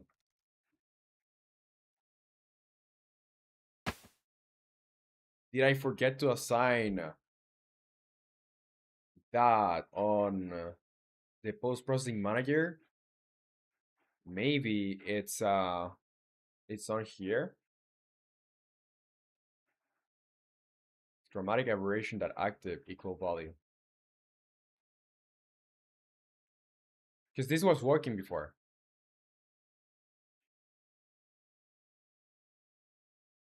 Yeah, so I'm getting a no reference exception, and I'm getting it exactly on line 274, this line. And it's just a call to a very simple function, post processing manager that instance that set chromatic aberration active, and I pass a value, and the value is true or false, which is the value that's needed there. And this was working previously, and this is the function. It's just it drops the value and whatever, and it's assigned active. Yeah, the value of active is whatever the value you pass. Say instance is null. It's a fake singleton.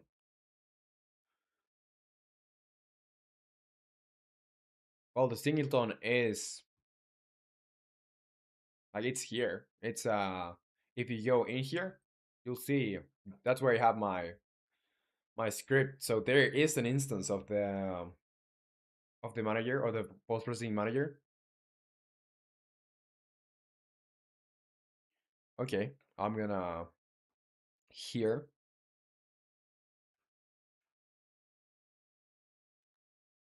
save manager. Let's see. It's on settings menu. Okay, before I do anything with this, let me see if, or I'm just gonna debug here. Debug before debug the log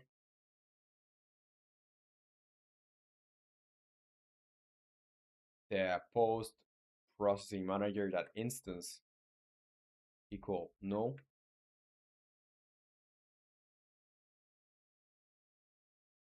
post processing no.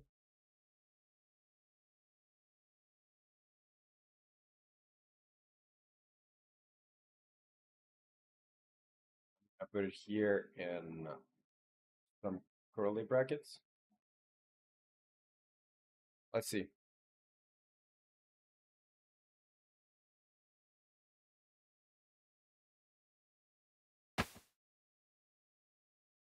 Okay, let's see what it gives me first. Post processing no equals false.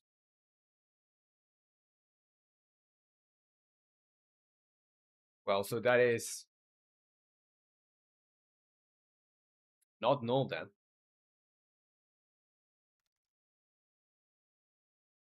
Then it's inside the set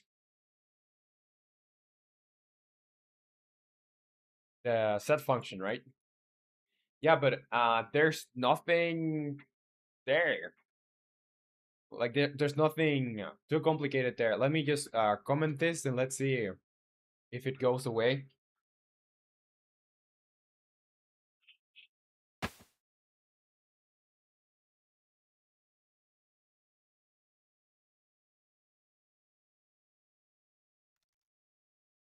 No, because then it seems to throw this in every single. I guess it throwed me a null reference exception anyway. Say there is an object referenced in it. Okay, let's see. Post processing manager. Yeah, well, there is the chromatic aberration. The chromatic aberration. Mm,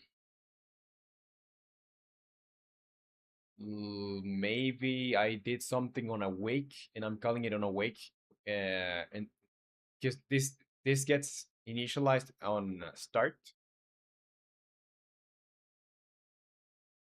Maybe load settings. No, because I do everything here on start. I could do this on awake. Maybe that would be the problem.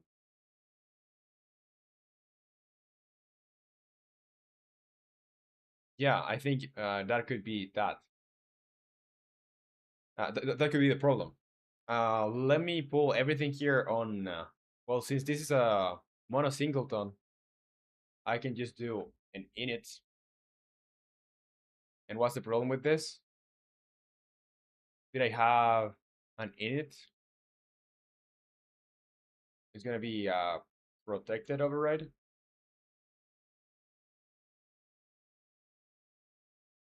Because if I go into the mono singleton, let's see. Public virtual void. Okay, that's public.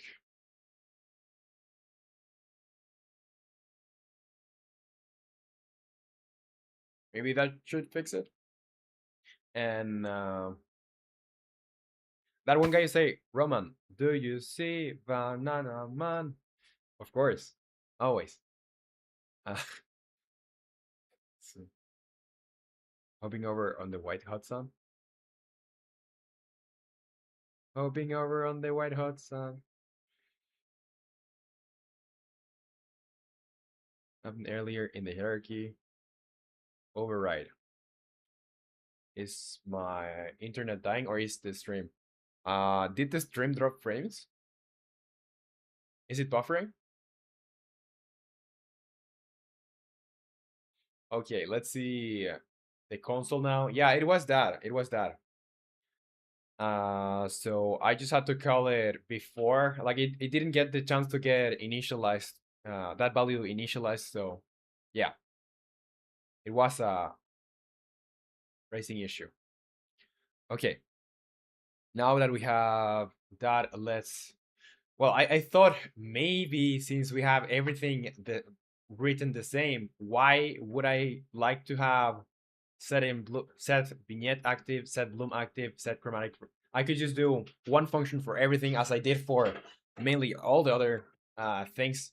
So I'm gonna do one real quick: public void set post processing effect active, and I'm just gonna pass. Well, I'm gonna ask for value of true or false, and I'm gonna ask for a string, and it's gonna be effect name. I'll do a switch for effect name, and here I think I can just steal this from the other script. I can just steal this because it's the same thing. I'm just gonna do different stuff. So here I'm just gonna do this here and paste it here. I don't need to call the save manager here though.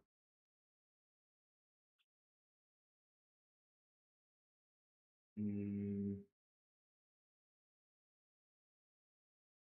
yeah, this needs to go. This needs to go.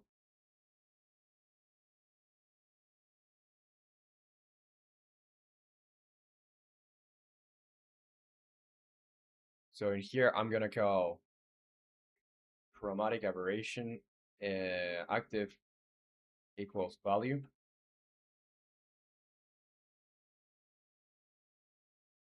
here motion blur active equals value. Or why am I even doing this? Oh yeah, I know why. Yeah, bloom. Dude, my brain is fried. I'm gonna finish this and I'm gonna stop stream because my brain is not functioning correctly. I think I need a break.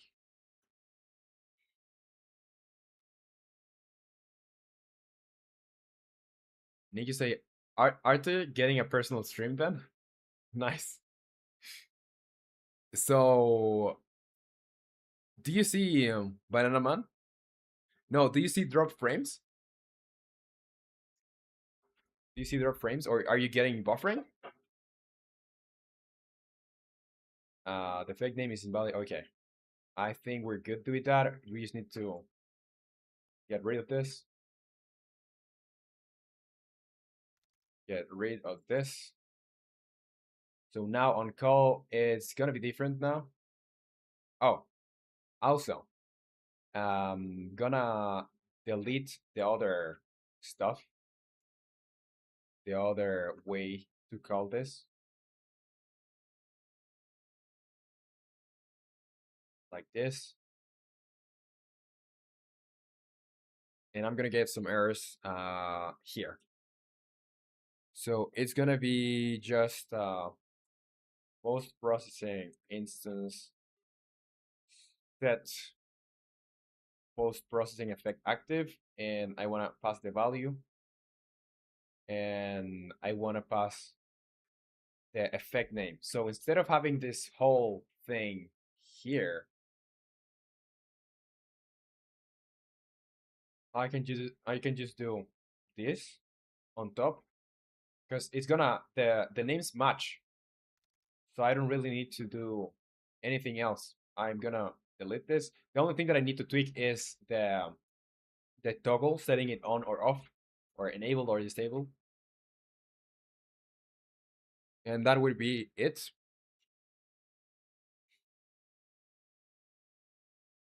And need you say, yeah, sometimes like I get those frame drop attacks when it stops unpauses twice in a second for like a minute straight. Wow. And I just say also, yeah, Rally is a beast. He's already a swamp. Solo. He has been playing a lot. And need you say the Russians cutting the underwater cables. Yeah, that's probably the reason for the buffering. And I have to say, turns out we missed a ton of stuff when we played, but I extended the tree camp to a floating village sort of. What did we miss? What did we miss when we played? Okay, so now that this is done, let's go in here and we're good with this. The thing that I didn't get is will the value get recognized? I don't know.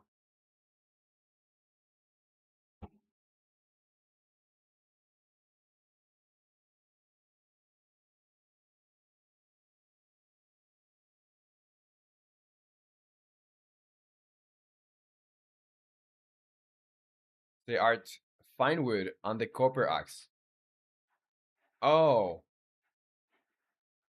but I have the bronze axe. Art, you say in the meadows, when we get fine wood, it unlocks like 20 recipes. Oh, okay. Including a boat and a teleporter. And the new bow. Dude, we missed a lot. We didn't check the back again in the meadows. Okay, let's see if I get the thing. The message doesn't seem to be getting it. Let's see, because I want to get the resolution. That's what I'm trying to get here. Um, yeah, so this is only happening here.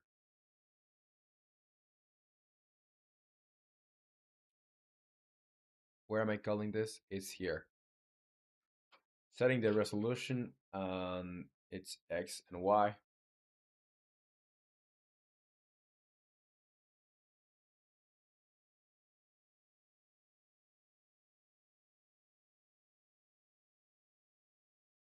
Maybe I could just filter for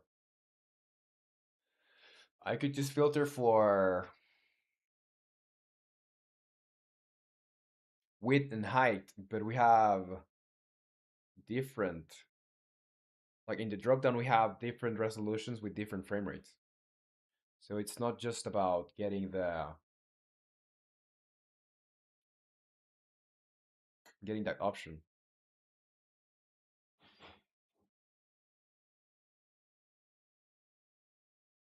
Mm,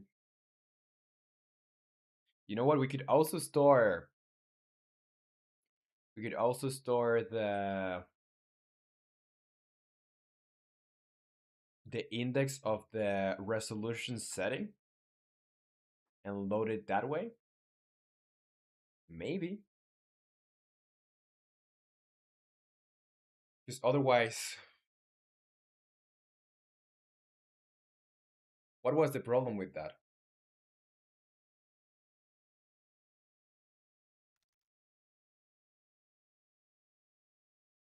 See, also it unlocks the brewery, which unlocks potions. So yeah, we can drink potions for health, stamina, regen. Yeah, I think we missed a lot with that. I didn't went checking with the axe if we were able to chop fine wood. And that one guy you say Roman OOF is the best channel. I know, I know. I love that channel. And Nick, you say Russians attacking again. The one guy in general is good too. But I think yeah, why didn't I do that thing? Let's see, because I know that in Save Manager I have, well, just resolution as a vector too, but I I don't know why I'm not doing this. Just putting this int. I forgot why. Probably there's a reason why. So it's gonna be resolution index here. Resolution. Oh yeah, because I wanted to have. I didn't know what the base value of this should be for the resolution. Okay, but if we have both, then I'm gonna do settings save dot. Well, I don't need to even specify it here. It's gonna be 0, the default index. So yeah, let's just go in here, and I probably should have like a set resolution index or something. Save settings, save quality preset.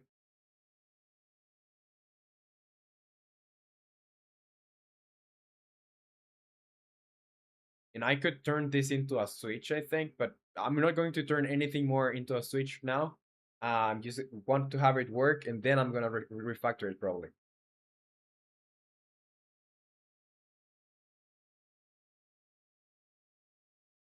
That one guy say, Roman, can you add themes to Unity? I will totally, 100%, definitely not break something. Wink, wink. Um, yeah, no, no. But you can check other of my projects in GitHub. They are available there. If you wanna play with overtime and like try to do a fork of it, feel free to do so. And me, who you say, what are the Russians doing? Yeah, I don't know. I guess I don't see drop frames. I don't see drop frames. And you say attacking my cables. The stream on my end is still in a buffer loop. Uh what a shame. What a shame, because I can't even see that. I can't see the buffering.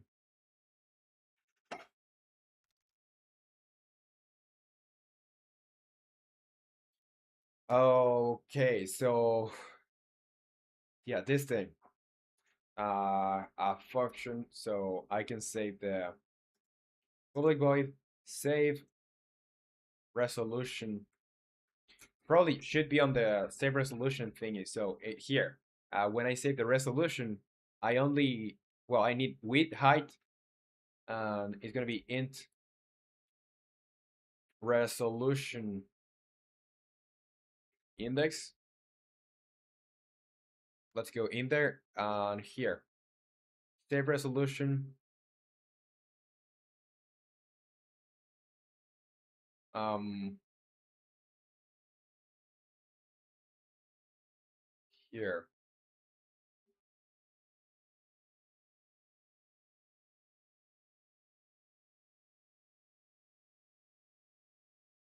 Save manager.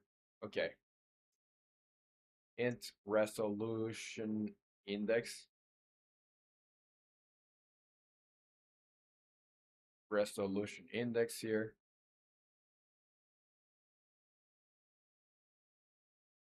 And here on set resolution, I pass that and also index.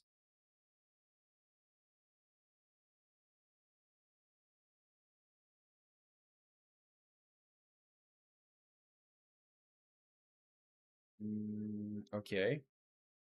Where else am I getting an error? Save resolution with height. And where am I getting the resolution index?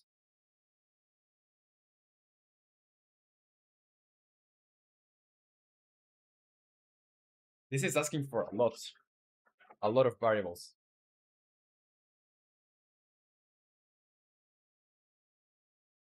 Let's see. Int resolution index here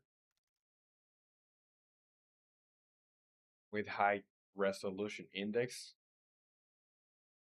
and frame rate. So resolution index though frame. Okay, we're good. I just need to call it properly. And where do I get this? It's gonna be from loaded settings dot resolution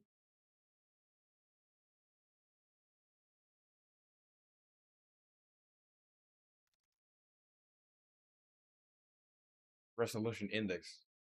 What's the problem with this? Oh yeah, this is public.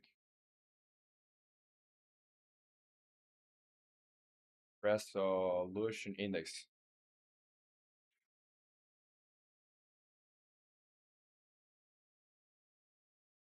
That unlock my cables now. I can only be in one house at once. Jeez. Can't eat them all. Damn it. Was damn Mijo, you have been eating a lot of cables. You ate the whole network of cables. It's network of cables. And you say I reviewed and I think a DDoS attack is show.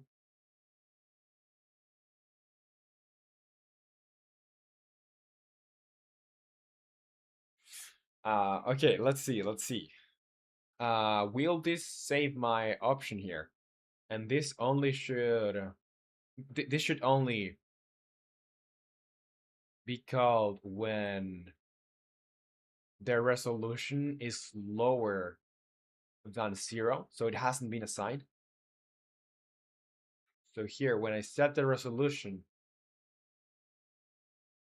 and this is the case here,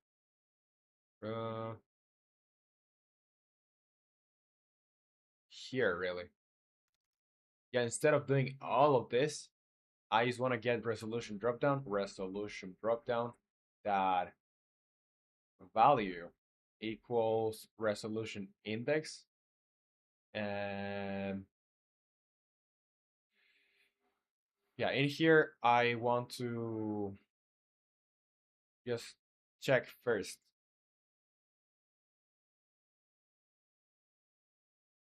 If the resolution index, no, if the width is less than 0, or sorry, it's not gonna be less than 0, but if it's less or equal than 0, let's just say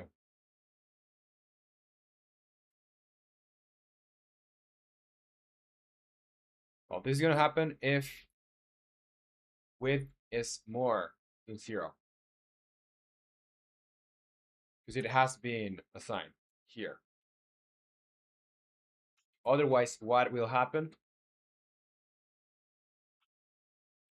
I have to check the manager then. So else I'll do uh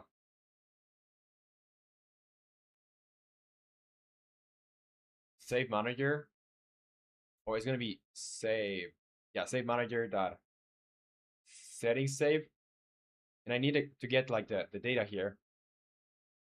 And that one guy, you say I have to go. Peace. Well, it was a pleasure to have you here. That one guy, and see you next time. So Monday, if you have the chance to join. So bye bye. Take care.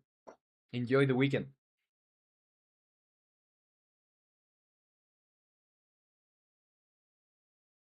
Okay, so here it's gonna be loaded data equals save manager dot instance dot load settings.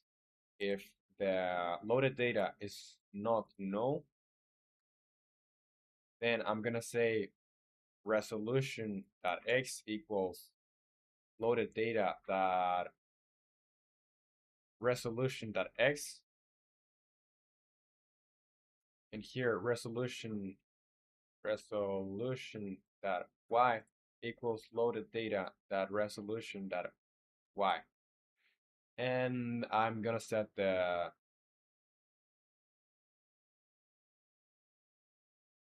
well, I can just set this here. So screen dot set resolution, and I'm gonna ask for the width. And the width, I want resolution dot x, resolution dot y, and full screen mode. And why doesn't it like that? Oh, I need to cast this as int because the vector stores floats, to floats. So here,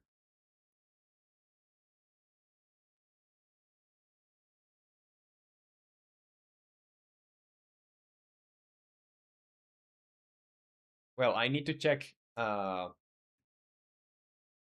I'll need to check if the resolution.x is more than 0 anyway, because we can still like not have any sort of data in the game, like nothing saved. Okay, we're done with this, I think. Mm, I think so. Let's try that.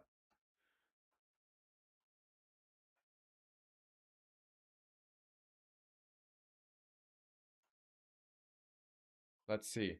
So if I press play, well, it's not gonna happen in here. It's not gonna happen in here. I have to make a build. Let me stretch a little, cause dude, I've been sitting here for what, 4 hours and a half. I don't know. Do you normally stretch when you are like hours at a time in the chair? I hope so. Because otherwise, how do you do it? And this is gonna be weird.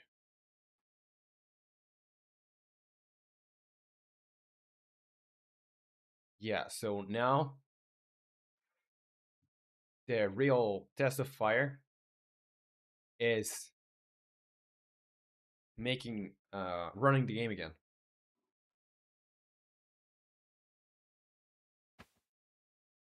Yeah, it kind of like it kept the value, I think. It's just that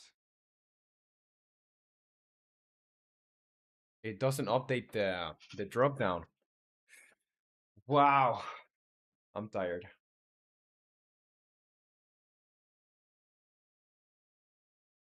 Um, yeah, but it's just loading this. It's just loading this. I think. Let me check the other ones, because the other ones should be working now.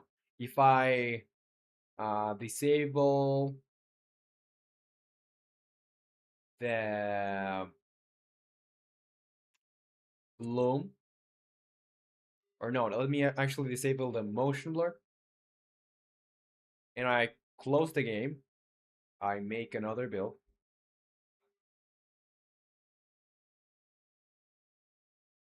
And need to say, yo, IO domain might die.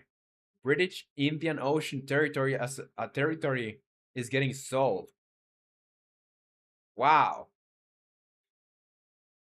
So I guess every single website that uses that is gonna go away or something?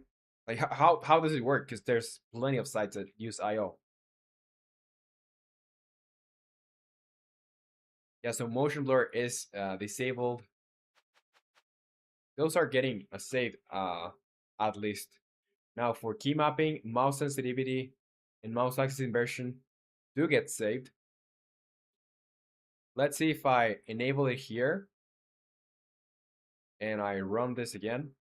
Will this get saved?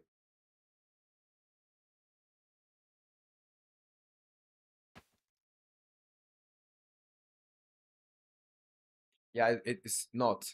You know what? I'm gonna leave it here. I'm pretty cooked. My brain doesn't want to work anymore. So I'm gonna leave it here and I'm gonna make the loading and whatever after. Also, during the weekend, I will make the pause menu. So when we come back to developing, we are going to be doing other stuff probably. I hope so. So yeah, I'm gonna leave it at this for now, and I'll figure it out stuff later when I get back to work. But later, because now I need a freaking break. And you say, Nick, if the new owner decides to no longer allow it, yeah, they'll lose their domains. I hope that the owner, well, I guess the owner is not like a person. It's gonna be like either a corporation or like another country, I guess. But I hope whoever acquires it keeps the domain alive, or the domains alive. It's a country.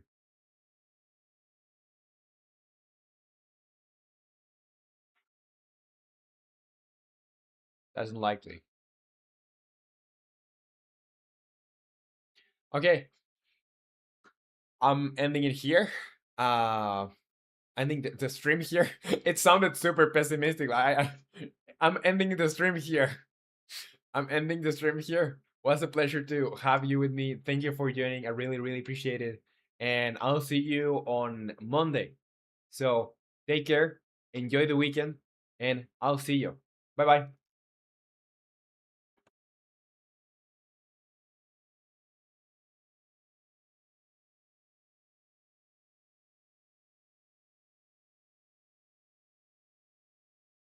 See you guys. Take care.